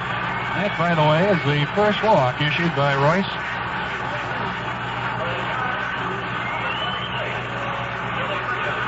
Williams started the game the other night, last night. Had a base hit off Bruce Keeson his first time up. Came on to score a run. Billy batting at .278. Good power hitter, 16 home runs, 66 RBI. They need to vacuum the Hoover job. 1 down, the runner's lead. Fastball right there, strike 1. The Montreal Expos have beaten the St. Louis Cardinals 3-2. The Expos have beaten the Cardinals 3-2. That game is over in Montreal.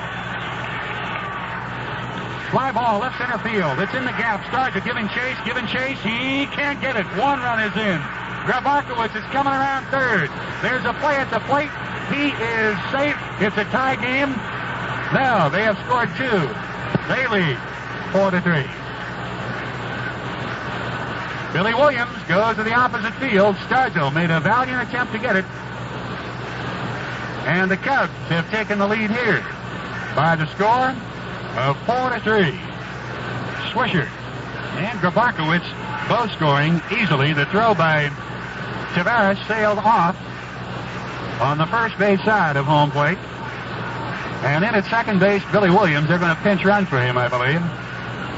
But he has done us in with a pinch hit double, and the Bucs have really been plagued with pinch hitters in the month of September. I don't think we've gotten half of them out.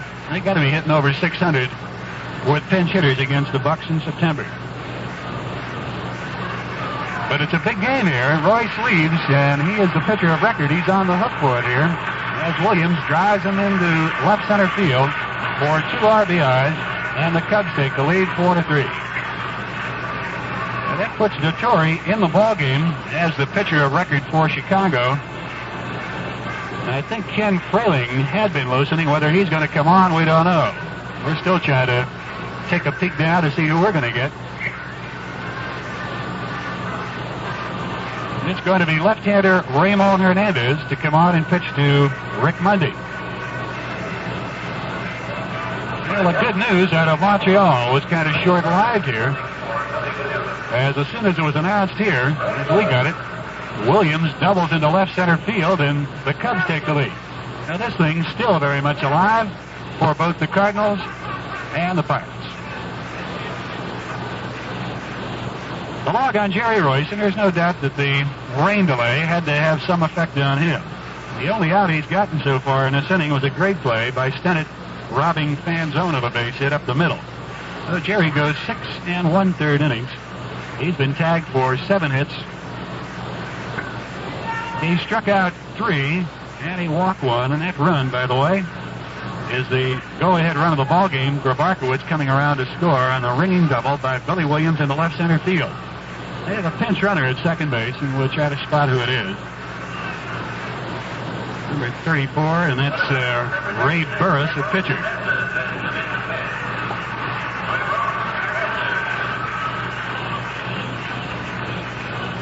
Bucs have 3 more innings to go here to do some run scoring. They trail by a run 4-3, but still some punch coming up for the Cubs in Monday to go against left-hander Ramon Hernandez. There's no secret that Hernandez is not crazy about cold weather pitching coming from Puerto Rico, but when you get down to games like this, you forget about your native land and everything. You just got to get out and do some chunking. And Hernandez has won 4 and lost 2. This is his 57th appearance, all in relief, of course, and he's had a couple of saves. He's not worried about a save right now. He's going to try to get Monday out and Kessinger and give the Bucs a chance to get going against the oncoming pitcher for Chicago. Vittori out of the game, and also Jerry Royce. They're loosening Dave LaRoche, who's been a good pitcher for them. He beat the Cardinals the game in Chicago. And I think Oscar Zamora also throwing. The runner at second, Burris. The Cubs lead 4-3, only 1 out. Monday the batter. The pitch by Hernandez in there at the knees, a fastball, strike 1.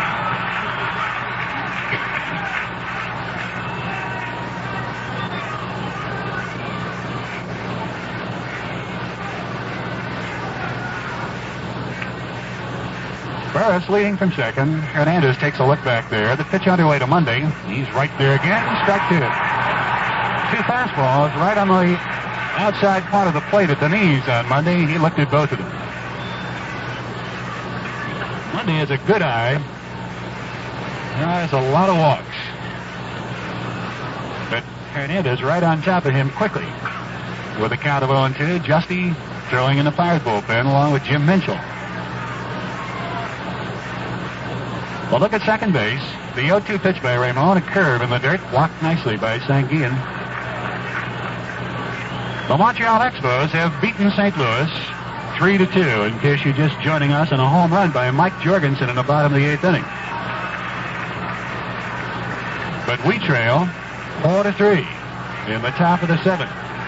The pitch by Hernandez underway, and it is low and outside, ball 2.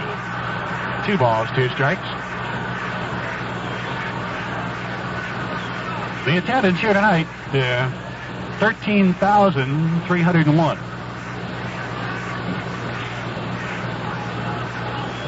The rain delay lasted 39 minutes in the 6th inning. The 2-2 pitch by Hernandez. Line drive, left field, base hit. Burris rounding third. They're going to send him in. Here's a throw by Stargell. It is on time. He's out at the plate. Great throw by Stargell, nailing Burris at the plate.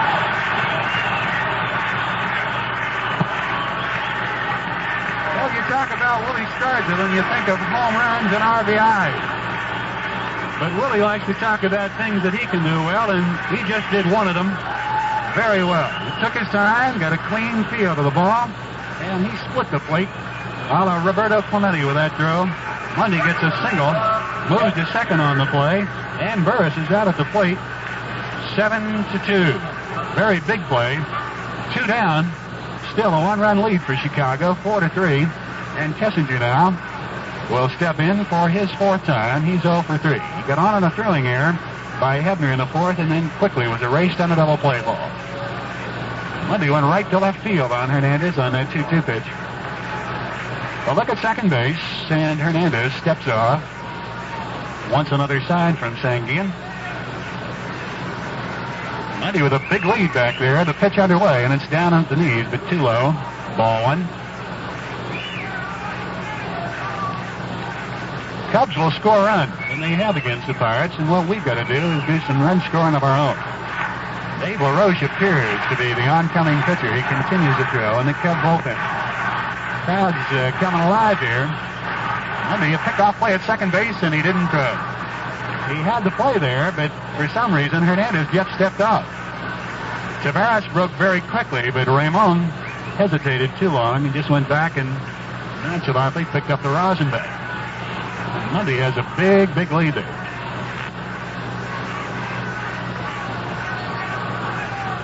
Hernandez peeking at second base and fakes the throw back there. Stepping out, Don Kessinger. A little war of nerves here between Ramon Hernandez and Don Mundy. Rick Mundy. The 1-0 pitch. In there, right at the belt buckle, taken by Kessinger. He gave way on that pitch. Looked back into the eyes of Shag Crawford.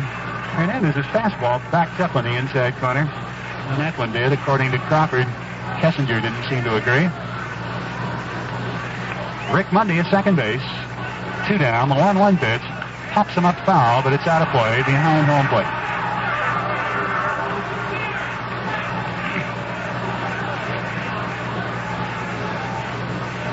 Pirates in the bottom of the 7th inning are at the number 8 spot in the batting lineup, so quite possibly Hernandez just on to work this inning, and maybe Justy will come on. But Billy Williams came in to pinch hit, and for the umpteenth time. This is October, but carryover in September. Pinch hitters have been hurting us. The 1-2 pitch. Fastball away, and he just missed. 2 balls, 2 strikes.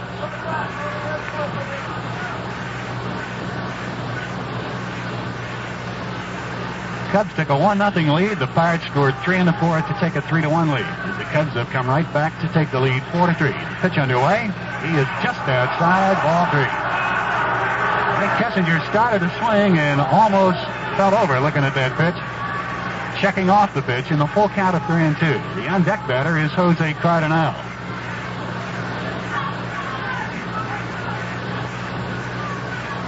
What a race this has been in 74. Mundy leads from second. The 3-2 pitch to Kessinger. Fly ball right field. Tough play giving chase is Zisk, and he can't get it. It's a base hit. 1 run in all the way to the wall. Kessinger's got a triple. They may try to wave him in. They're going to wave him. They're going to hold him at third base.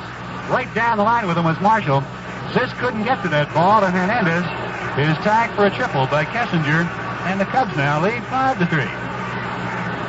Yeah, the big news out of Montreal has turned sour down here as the Bucs are missing a golden opportunity with its Cubs scoring 3 times chasing Royce and wrapping Hernandez here for a single. The only out he's gotten has been at the plate on a fine throw by Stargell, and that's going to be all for Ramon Hernandez. Justy will come on to pitch to Jose Cardinal. Kessinger's RBI, his 42nd of the year. I guess the only salvation about this thing is the Cardinals have already lost, so we've got a chance to win still. Their chances are all gone. They've got 9 big outs to go. Hernandez leaves, and Justy will come on to pitch to Jose Cardinal. Ramon has a rough time of it here tonight. Tagged for 2 hits. He got 1 out on the single left field. A good throw by Stargell. No strikeouts and no walks.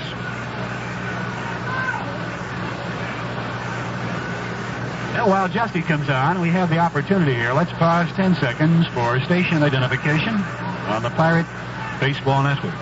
All the good sports are on Pirates. KDTE, Pittsburgh. For the Pirates, number 46, Jim Mitchell.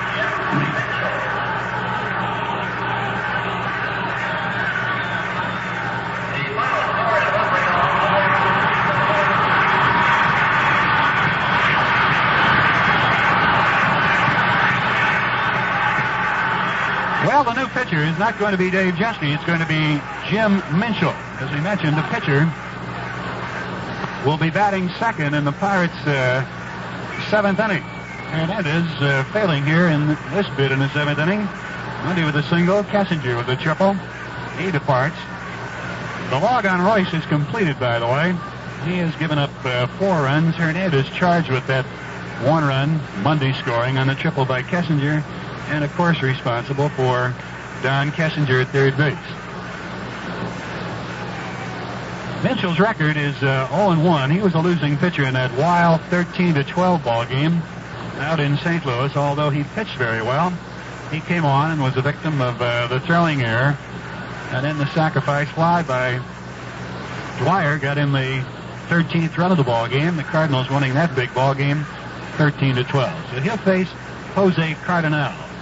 He's from Kentucky, a big fella, 6'5", 6'6", played some high school basketball with the great Boston Celtics star, Dave Cowens. He was with Charleston this past season and had his first really big successful season in high classification baseball. He's got a good arm. Remember Kenny Reitz talking about this fella when he struck him out that night in that wild ball game. He said, I'll tell you, that guy's fastball is pretty live.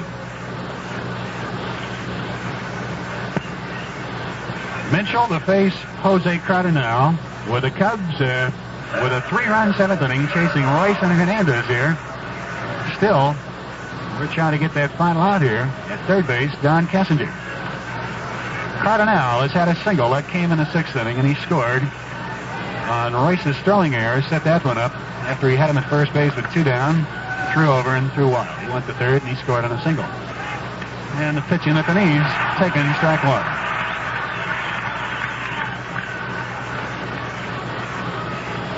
This big guy has committed some big ball games late in the season.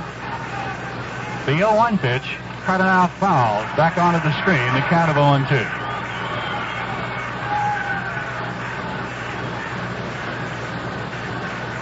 Pirates loosening Larry Demery and also Justy. But as we mentioned, the pitcher will be the second batter to come up in the 7th inning. The Pirates down by 2 runs. They're forced to go to pinch hitting. The count of 0-2. The pitch to Cardinal. He is right there. Strike 3. Well, Mitchell comes on to get the final out. The Cubs, however, take the lead, scoring 3 runs on 4 hits. No errors, 1 left. And we'll go to the bottom of the 7th inning. The Cubs out in front, 5-3. Well, the pitcher is going to be Oscar Zamora with a 2-run lead, 5-3 for Chicago. Tom DeTore is a pitcher of record now. He has a chance to win this ball game should the Cubs go on to maintain this margin. He won 6 innings, gave up 6 hits, 3 runs. He struck out 4, and he walked 1. Zamora will face Paul Popovich as Murtaugh going to the bench. Will pinch hit for Tavares. Waiting on deck, Big Dave Parker.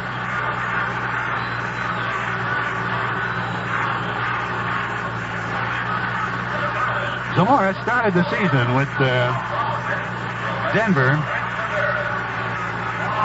and he was 7-5 down there. With the Cubs, he is 3-9. He's been a pretty good relief pitcher.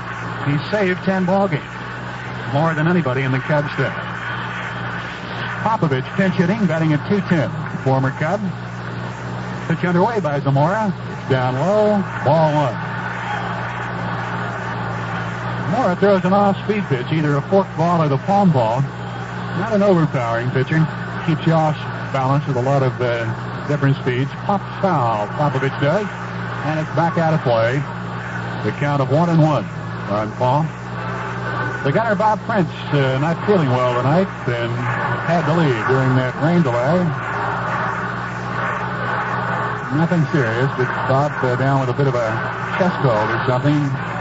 Wise to get away from this rather wet, cold evening. The pitch by Zamora. Fly ball, right field. Back is Morales on the warning track. He can't get it. It's over his head. Popovich is in at second with a double. He's going to come to third. There's a play there. Here's the throw. Not in time. Triple. Popovich.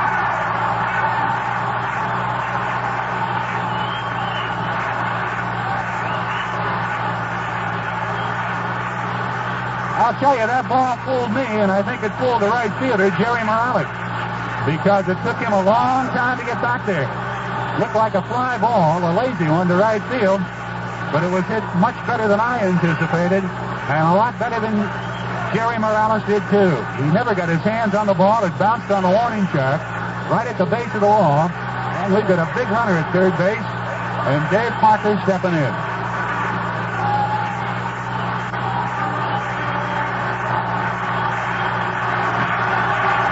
Popovich leaves and gets a standing ovation. And Paul got to enjoy that one, being greeted as he goes into the dugout. Former Cub Jim Marshall wants to come out to the mound to talk to Zamora. They have a couple of pitchers going in the Cubs bullpen. As we mentioned, Dave LaRoche was one of them before, and Marshall's made a lot of changes. Also throwing down there, number 39, Jim Todd, a right-hander. And they want the left-hander to come on and pitch here. Now, Marshall has probably made more pitching changes in a very brief span of 2 or 3 months as a manager than most guys will make in 2 or 3 years. But he's been trying to find somebody that can do the job from the bullpen. And a fella coming on, as the Cardinals will tell you, probably been the most successful one for them, Dave LaRoche. He'll face Dave Parker, who was announced for Jim Menschel. We're loosening Dave Jussie in our bullpen. So Zamora faces one batter, and he gives up a triple and departs. He didn't retire anybody. LaRoche, the left-hander, comes on to do the pitching. He had been with Minnesota last year, had kind of an off season. And a matter of fact, the start of this season, he was sent down to the minor leagues, but came back, and I think his first appearance was in relief here and pitched 3 or 4 good innings. He's 6'2", 195-pounder. He was acquired for Billy Hands and Joe Decker from Minnesota in the fall of 1972. He has also pitched at California. He has a major league total coming into this year of 18-10, and so far this year even on the season at 5-5 with 5 saves. He will face Dave Parker, who will stay in the ballgame. The Cubs will play the infield back. They'll give up the run here with Augustine pinch running for Paul Popovich at third.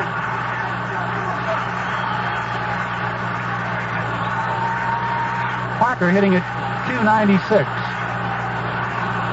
At 286, 4 home runs, 20. Wild pitch back to the screen.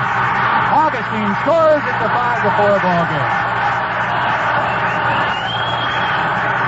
Dave LaRoche's first pitch is a curveball, and it bounced right on top of the plate.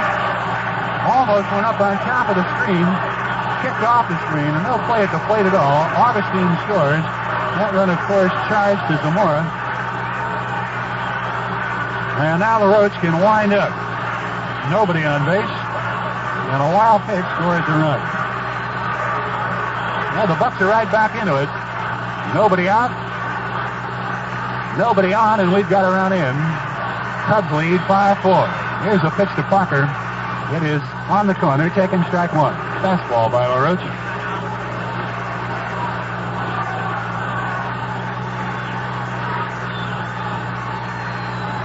The Cardinals have been beaten 3-2, but the Cubs lead here 5-4. Parker loops to left field, but it hangs up. Cardinal will make the play. 1 down.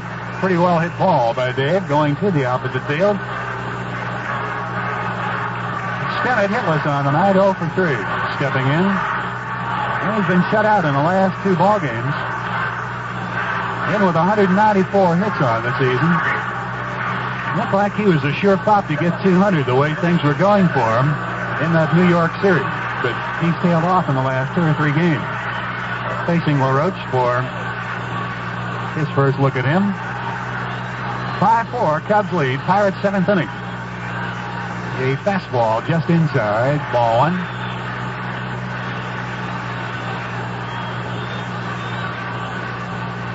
Stennett, in case you're thinking about it, has hit 7 home runs.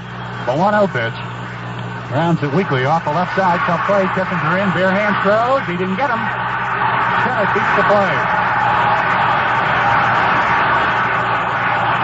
A weakly hit ball. LaRoche actually broke his bat as he sawed him off inside. It just got by the mound. And when it got past the pitcher, LaRoche, you knew that Stennett had a good chance to beat the play. He did. A good try by Kessinger, who barehanded and threw and almost nailed him at first base. Well, the Bucs get the tying run on with one down and Hebner, the batter, to face Dave LaRoche.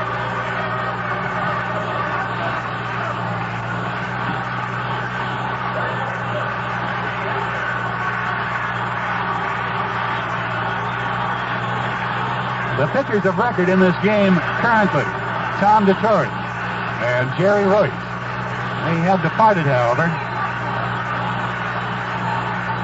Hebner 0 for 3. Fly to center, fly to left, and bounce out to first. Throw to first, send it back in time.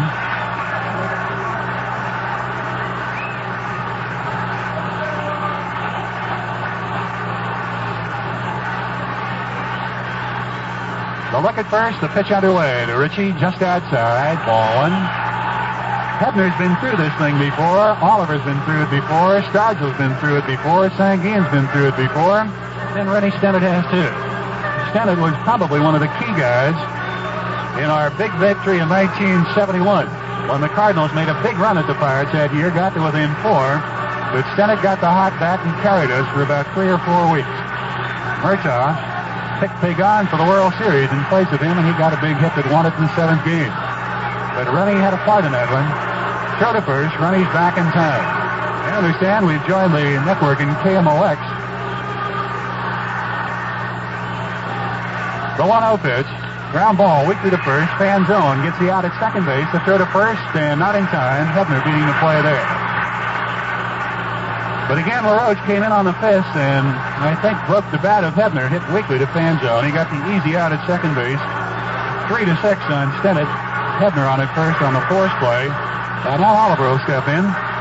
He got the Bucs going in the 4th inning after DeTore had not given a hit through 3 in the 3rd. He opened up with a bunt off the third base side with the third baseman Madlock deep, laid it down perfectly. Stargell then struck out. Zisk got a single. Sanguine with a high chopper in the infield that Madlock lost in the lights, drove in a run with an infield single, and then Kirkpatrick doubled off the boards in right field to make it a 3-1 game. But the Cubs scored an unearned run in the 6th, and they shelled Royce and Hernandez in the 7th to score 3 times before Minchell got the final out. 5-4, Chicago leading. Oliver takes a strike.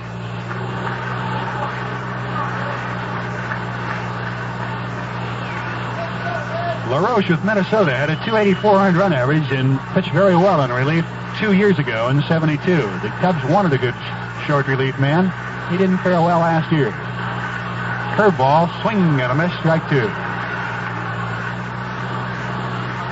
Well, you think they don't play hard in baseball. There are no easy ball games. The Cardinals can tell you that about Montreal. We can too, and we're finding it out with Chicago here tonight. Last night, the same story. We won by just a run, 2-1. The 0-2 pitch, Oliver started to go, but checked off. Curveball moved outside, a ball and 2 straight. Fans here during the 39-minute rain delay were listening to the Cardinal broadcast.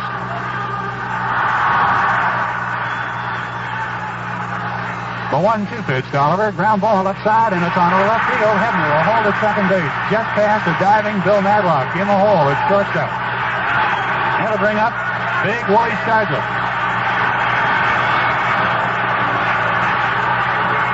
That hit is a third by Oliver in 4 times at bat. Second hit off LaRoche. The Pirates have picked up 1 run in this inning very quickly on a triple by Popovich, pinch hitting off Oscar Zamora over the head of Morales. And then he scored on Augustine, pinch running scored on a wild pitch by LaRoche, his first pitch. Now Stargell now with a base hit here can tie it up for the Pirates. And if he gets one of his long ones, they can move out in front. But he's facing a tough left-hander in Dave LaRoche. Willie 0 for 2. The pitch by LaRoche. Swing and a miss, strike 1. Stargell's been plagued with a bad knee since Saturday's ball game in New York, but continues to play, and it's most noticeable when he swings. He just doesn't seem to have that same freedom.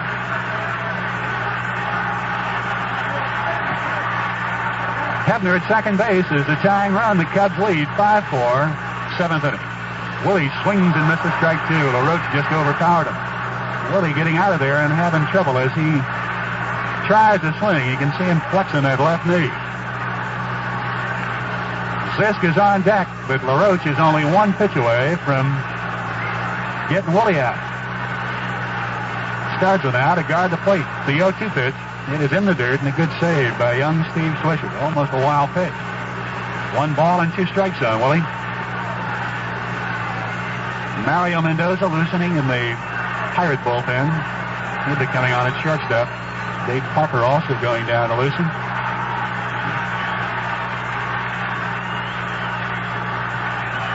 (5-4) Cubs lead. The count 1-2, and the pitch, he struck him out. Willie goes down swinging. We score 1 run on 3 hits, no errors, but a wild pitch, and leave 2 on the bases. Then we've completed 7, and the Cubs lead 5-4. Baseball Now will be brought to you by Joy, nature's high-protein food for dogs. Higher in protein, and it still costs less than most other brands. Well, the Pirates go to their 4th pitcher of the night in a very big ball game with the Cardinals losing in Montreal on a home run by Mike Jorgensen in the bottom of the 8th inning with a runner on off Bob Gibson, winning it 3-2. But the Cubs lead here 5-4 as we go to the 8th inning. Justice replacing Jim Minchell. Dave's record, 6 wins, 5 defeats. He has saved 12 ball games.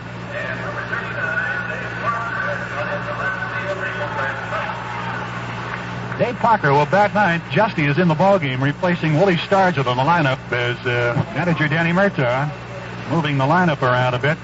Justy will bat 4th and do the pitching. Parker stays in the game. He will bat 9th. Mendoza goes to shortstop, and I would assume he'll be batting in Tavares' spot. That's the only one vacant. With those changes for the Bucs in left field, Parker at shortstop, Mendoza, and doing the pitching, Dave Justy. The leadoff batter is Bill Madlock, right-handed batter who has had a single in 3 at-bats. He singled a drive and a run in the 6th inning off Royce. The pitch by Justy, and it is in there now, too low, ball 1. Palm ball.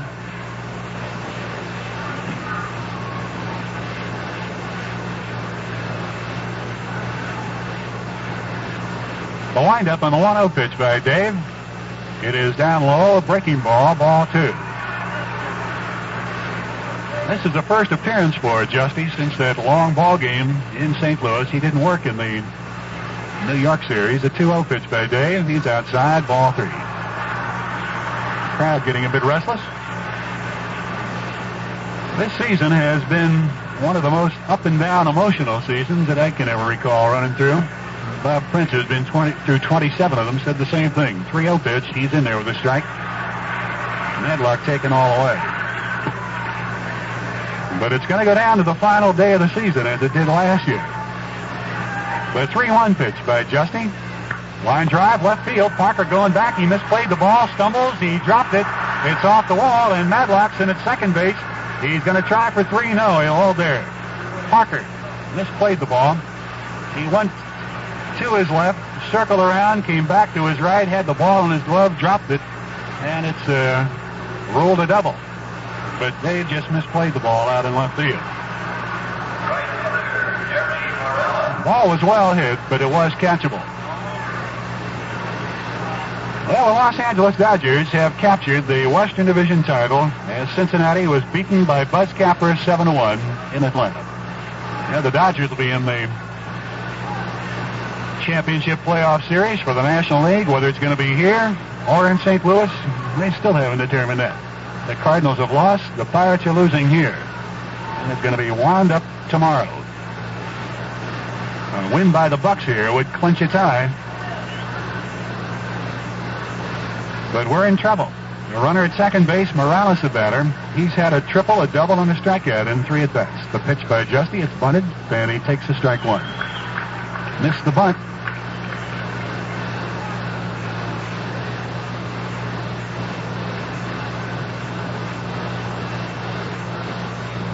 An opening double by Bill Madlock as Dave Parker is playing the ball out there. The official score, ruling a double.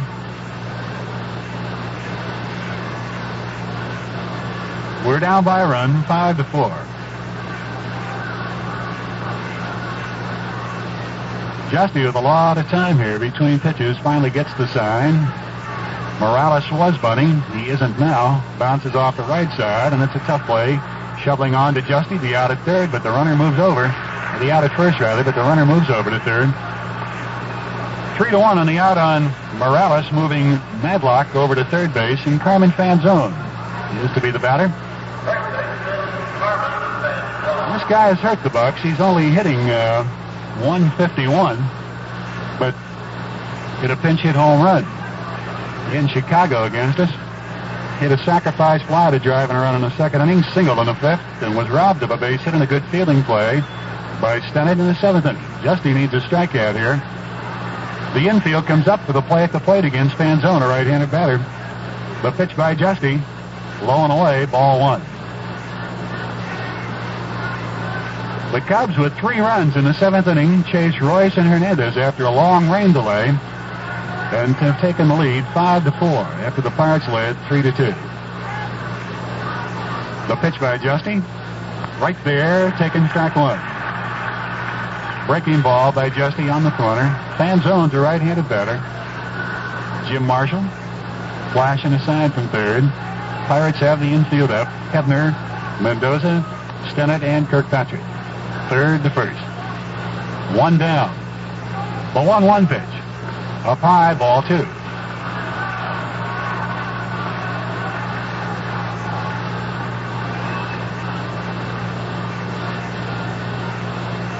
Cubs have been a good run-scoring ball club here late in the season. And Madlock is one of the key reasons. The 2-1 pitch. Right there, strike two. Breaking ball by Justy, just threaded the corner on the outside part of the plate. 2 balls, 2 strikes. Justy needs a strikeout. The on-deck batter is Steve Swisher, the catcher. The infield up. Time called as Fanzone stepping out. Justy continues to work from the stretch with the runner at third. The count of 2-2 and the pitch underway. Swing on this, strike three.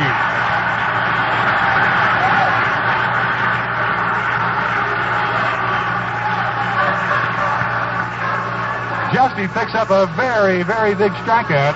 He is 1 out away from getting out of this thing with a runner at third.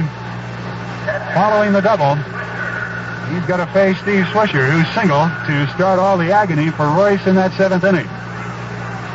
Steve Swisher. The pitch by Justy. Up high, ball one.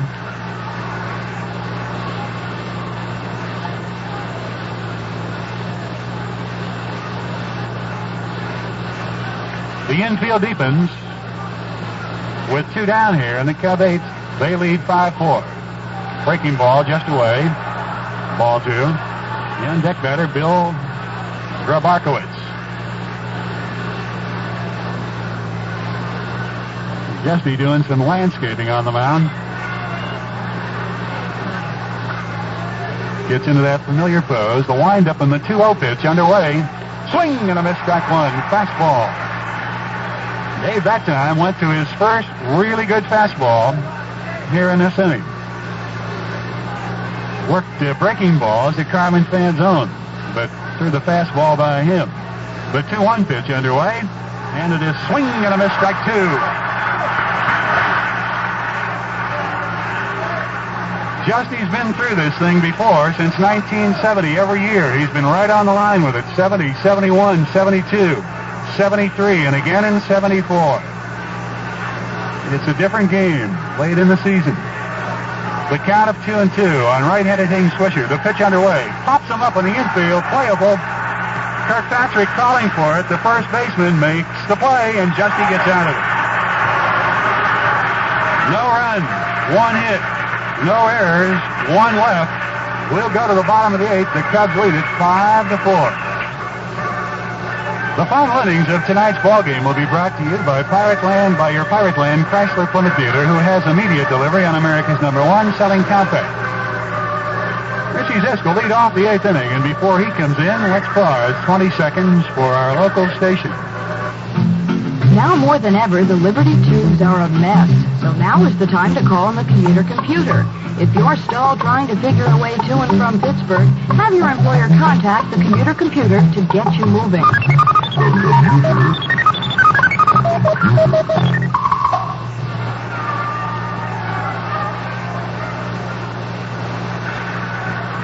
The Pirates, in the 8th inning, have Zisk, Sanguillen, and Kirkpatrick appears to bat against the left-hander Dave LaRoche. Zisk has had 2 hits in 3 at-bats. He got the big hit last night, a pinch-hit triple that won it for the Pirates, 2-1. Here's the pitch by LaRoche, and it is a fastball, away, ball 1.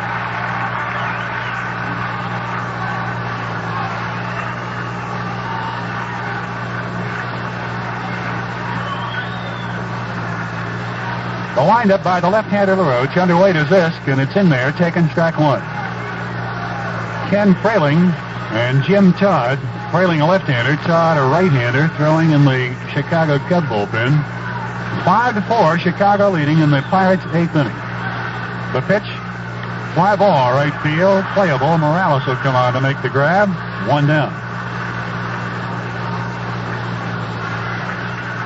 I would imagine that Mike Jorgensen isn't the most popular National League player in St. Louis tonight. They kind of like him down here in Pittsburgh. But the Pirates are having troubles here. Try to take advantage of it as the Cubs lead 5-4. Sanguillen with a single drove in a run in the 4th inning. He's 1 for 3. Kirkpatrick on deck. LaRoche did a job on the Cardinals over the weekend, picked up a victory Saturday. Sanguillen, first ball hitting, falls back out of play. And he's trying to do it to the Bucs here on Tuesday night. The season ending tomorrow. The Dodgers already have captured the Western Division title by virtue of Cincinnati's loss tonight in Atlanta. The 0-1 pitch to Sanguillen, up high, 1 ball, 1 strike. The Yankees are trying to stay alive. They lead Milwaukee 2-0 into the bottom of the 8th inning at Milwaukee. They have to win to go into tomorrow and hope that the Orioles can lose. The 1-1 pitch. Looper into center field, base hit by Sanguillen. Fights it off the fist. That is reminiscent of 1971 in the World Series in this ballpark. And a tough hitter when he goes that way, off the right side or up the middle. Kirkpatrick will not bat. Bobby Robertson's coming on to hit against the left-hander, Dave LaRoche.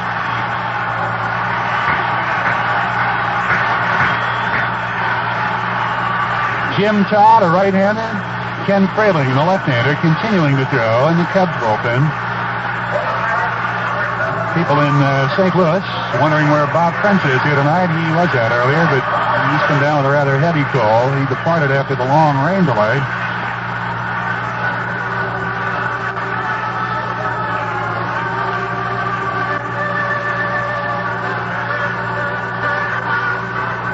Robertson hitting at .226, but he's had the long ball bat again this year. 15 home runs, driven in 46. As a pinch hitter, Robertson has gone 7 for 26, 1 home run. He's driven in 7 runs. Fastball away by LaRoche, ball 1. Sanguillen at first is a tying run. In a 5-4 game, the Cubs leading with 1 down in the bottom of the 8th inning. The count goes to 2-0. Robertson with those ailing knees had trouble getting away from that pitch. He takes a look at third base coach Bob Skinner on the 2-0 count. Pirates got a big home run from Richie Hebner in that New York series on a 3-0 count off Tug McGraw. The count of 2-0. Robertson most likely has the green light. The pitch. It is inside, ball 3. The on-deck batter is Mario Mendoza. Batting ninth, by the way, is not the pitcher. It is Dave Parker. Hard Howe in the Pirate bullpen, loosening up a bit. The count of 3-0. See if a redhead has a green light on it. He takes a strike. 3 balls and a strike, Bobby. again steps out, looks at Skinner down at third. Crowd of just 13,000 on hand for this one. Cold night and a rain delay of some 39 minutes. Sanguian, the tying run at first. The pitch to Robertson. Fly ball, deep to left field. Going. Long gone. Home run, Robertson.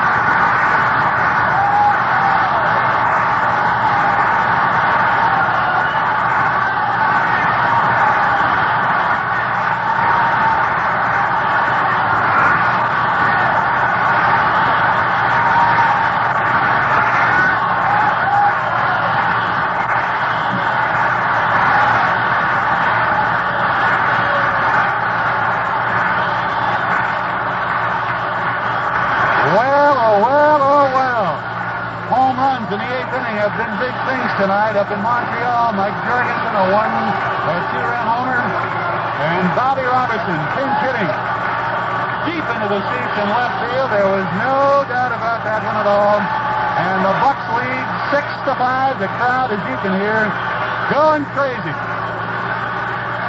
Mendoza, the batter, and the Pirates have come back to take the lead.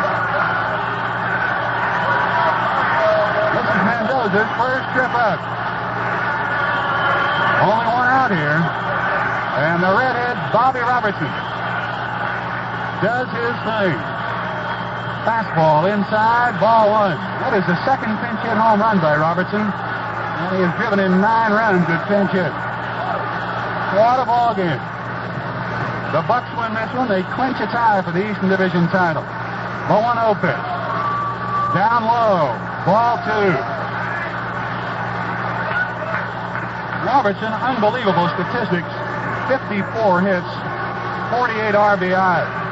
That's getting production. And Murtaugh dipped into the big bag that he has and came out with a right bat. 16th home run, his 48th RBI, Robertson. And that's going to be the biggest one of the year. The 2-0 pitch by LaRoche. It is in there at the knees. No, too low, ball 3.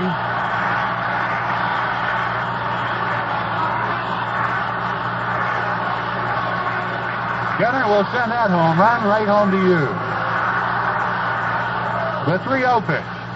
He is in there, taken by Mario, strike 1.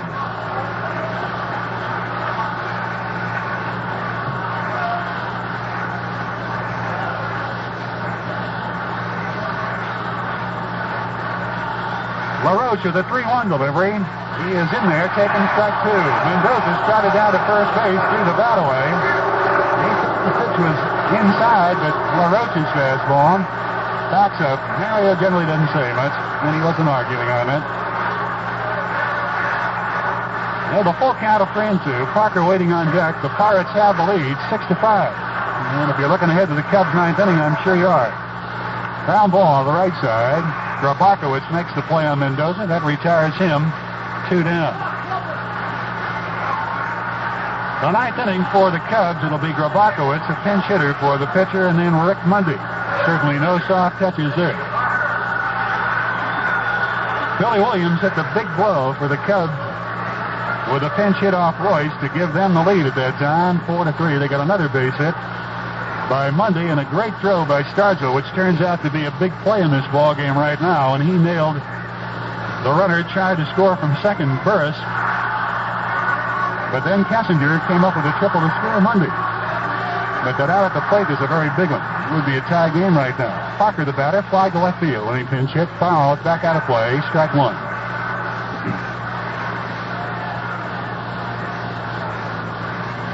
Oh, Dettori no longer the pitcher of record in this game. Dave LaRoche on the hook for it.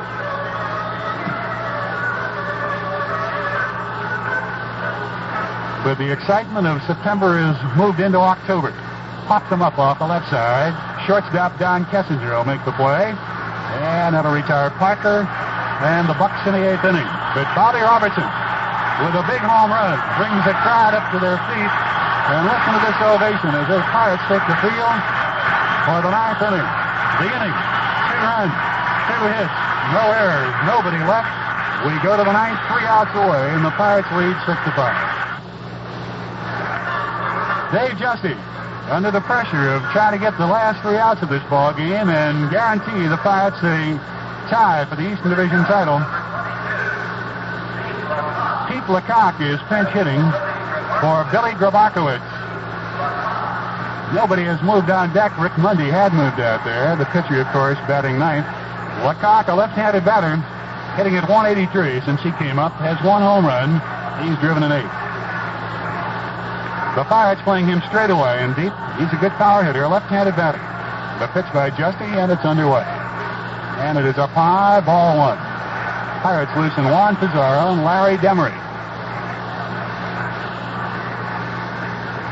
Bobby Robertson, of course, at first base, replacing Kirkpatrick. He pinch hit for him. A 1-0 pitch by Dave. He is in there, taking strike 1. This crowd will come alive on every pitch when it's a good one. 1 ball, 1 strike on Pete Lecoq, pinch hitting for Grabakowicz. The pitch underway. Palm ball, swing and a miss, strike 2. Had him way out in front. The Pirates lead 6-5 on a pinch hit home run by Bobby Robertson in the 8th inning. What a whale of a game this has been. Pirates have run through a mess of these in the last couple of weeks. The Cardinal series was great. The 1-2 pitch. Palm ball, fly ball to right field, not very deep. This coming on, settling under it, pounds the glove. He's got it, 1 down.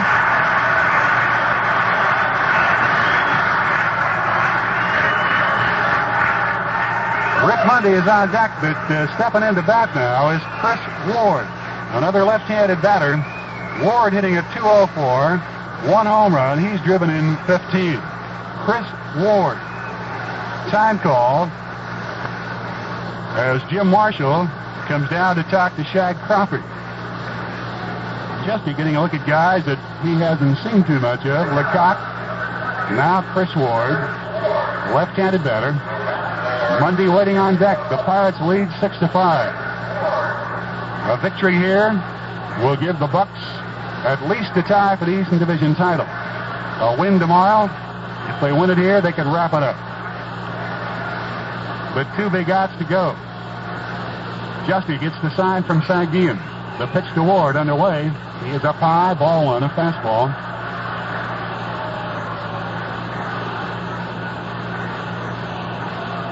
Ward has a pretty good eye. He's walked 17 times and struck out only 13. So he puts the ball in play. He's up high, ball 2. The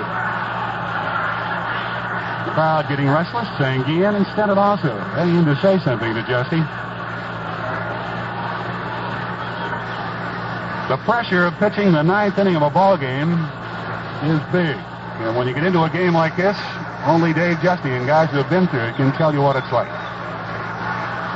You can't pass the ball off to anybody. The 2-0 pitch by Dave. Swing and a miss, strike 1. Boy, he was pumping for the home run ball. He fouled it out of the glove of Sanguian. 2 balls and a strike, Justy again. Walking off the mound. And kind of a trademark of his, and not quite like Alan Robarski, but a little bit like it. Nobody like Alan.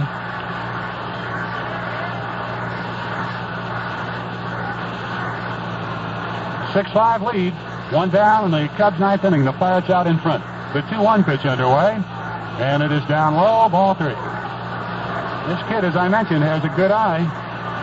He has walked more than he has struck out. And you see that in statistic sheets. You better know that a guy has a pretty good eye. Justy needs a strike. Can he get it? He didn't. He lost him, ball 4. It's only the 2nd walk of the ball game. And it brings up Rick Mundy. And I don't have to tell you what that means. He has a long ball bat. He has hit 20 home runs, more than anybody in the Cub roster. A left-handed batter to go against Justy. Oliver made a great grab on his ball in the 3rd inning, deep into left center field off Jerry Royce. We need a vacuum job and need it fast. Ward at first base, being held by Robertson. The pitch underway. Foul, back out of play, into the press box. Bill Guilfoyle. Didn't get a souvenir, but he got a bruise. Strike 1.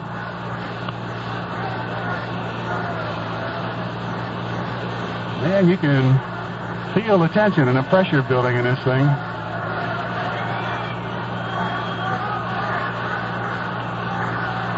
Justy from the belt. Comes to Mundy. The pitch is a ground ball to first base. Robertson gets the out at second, and the throw to first. Not in time. 2 down. But Robertson got that lead man. That's the one he wanted, and a good throw by the redhead. That'll bring up Don Kessinger.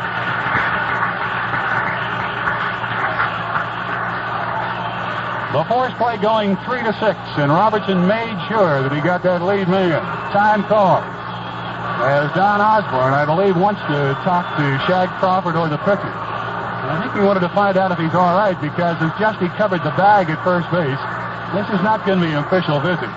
He wanted to find out if he's okay physically. He went to cover the bag on the throw from Mendoza. Looked like he came off the bag hard and may have twisted his ankle. I don't know. Apparently all right, but Osborne wants to make sure of that. No time to mess around. Kessinger will be the batter, and I think they're going to let him throw. And Crawford telling Jim Marshall that that is not a trip to the mound for the purpose of possibly taking out a pitcher. Well, the game of baseball, one of the charms of this thing is that the clock never runs out. And whoever devised that, Abner Doubleday or Cartwright, whoever you want to argue about, has the whale of a thing going. It's the only team sport that has it. And we're looking at it now. Throw to first, back in time. Mundy. He's a tying run at first base. 2 down. Kessinger the batter. He tripled a drive and a run in the 7th inning off Hernandez. He's batting left-handed. Pitches a ground ball out in front of the plate. Justy picks it up. He throws on to first. The Pirates put it. A big victory for the Pirates. Listen to this crowd.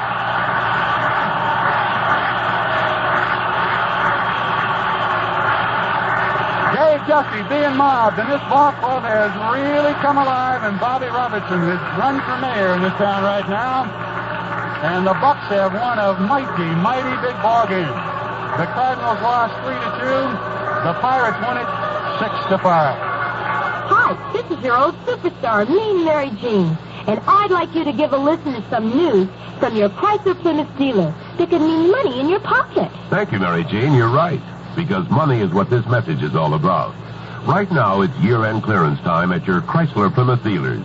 That means he's tagging every 74 car in stock with a year-end price. Year-end prices on his 8 great small car buys, including Valiants, Dusters, and Scamps, America's best-selling line of compact cars. Year-end prices on his mid-size satellites and full-size Furies and Chryslers. Prices to move them and move them out fast. Because your Chrysler Plymouth dealer knows it costs him more to keep them than to sell them. So if you have to get the most out of every dollar you spend, and who doesn't nowadays, the place to buy that new car is at your Chrysler Plymouth dealers. You can really clean up on a great year-end deal at your Pirate Land Chrysler Plymouth dealer.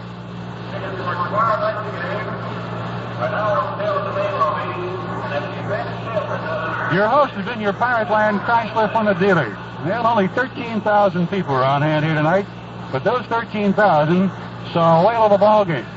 The Pirates, for the 5th consecutive year, have been in an Eastern Division title race right down to the wire, and for what they hope will be the 4th year in the last 5, will capture an Eastern Division flag.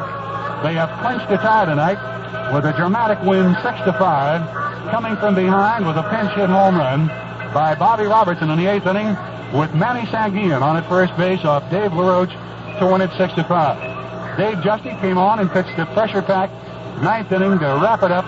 He picks up the victory, and Justy's record now has moved to 7-5, and a very big win, one that he's certainly proud of tonight. Dave LaRoche, the losing pitcher, his record 5 wins and 6 defeats.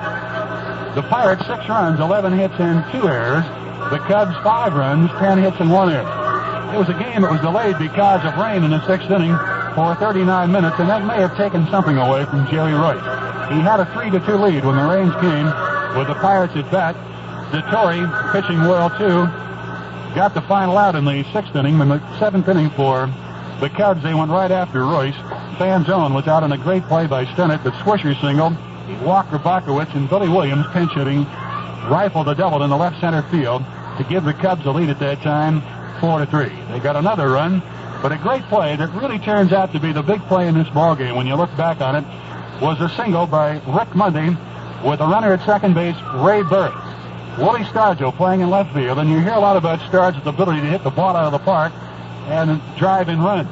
But he's a fine defensive outfielder, has a great arm, and his throw to the plate, split home plate, out of Roberto Clemente kind of throws, and he nailed Burris at the plate for a very, very big out. And if we don't get that out, we're still playing baseball, and who knows. But that throw by Stargell, you can put a circle around that one. It was as big as a home run by Bobby Robertson. Maybe it won't look that big, but it certainly was a very big play because Kessinger followed with a triple that gave them another run. But Minchell came on, got a very big out with a runner at third, striking out Cardinal. He did a fine job, and Justy came on in the 8th and 9th inning, gave up an opening double to Madlock. Morales moved him over to third. He struck out Fanzone and got Swisher to pop up to first. And Justy did some great pitching in the 8th and 9th inning. But the big inning, of course, was the 8th inning. Well, correct me on that, the 7-2, because Paul Popovich came off the bench and tripled against his teammates to pick up a big run there. But the go-ahead run in the 8th inning sank in. After one was out, looped one into center field, fighting it off an inside pitch from LaRoche.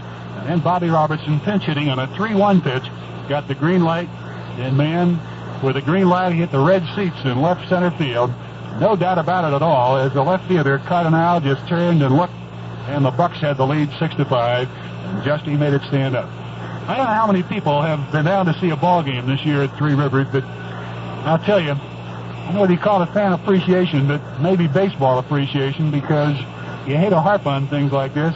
A lot of people say they listen to baseball, but I tell you, why don't you come out and see a ball game tomorrow? Because they can capture an Eastern Division title, and it would be the second time they've done it in this ballpark. They did it in 1970 here against the New York Mets, and they have a chance to do it tomorrow. As Jim Rooker, who has been a great pitcher all season long, gets that role, he'll be pitching against Rick Russell, and he is no easy touch at all. The big blow up in Montreal, which also came in the 8th inning, a 2-run homer by Mike Jorgensen. I don't know, I guess we'll have to vote him in a full share or something like that if the Pirates won it. Not really. But the Pirates got some help up there, and they took advantage of it here.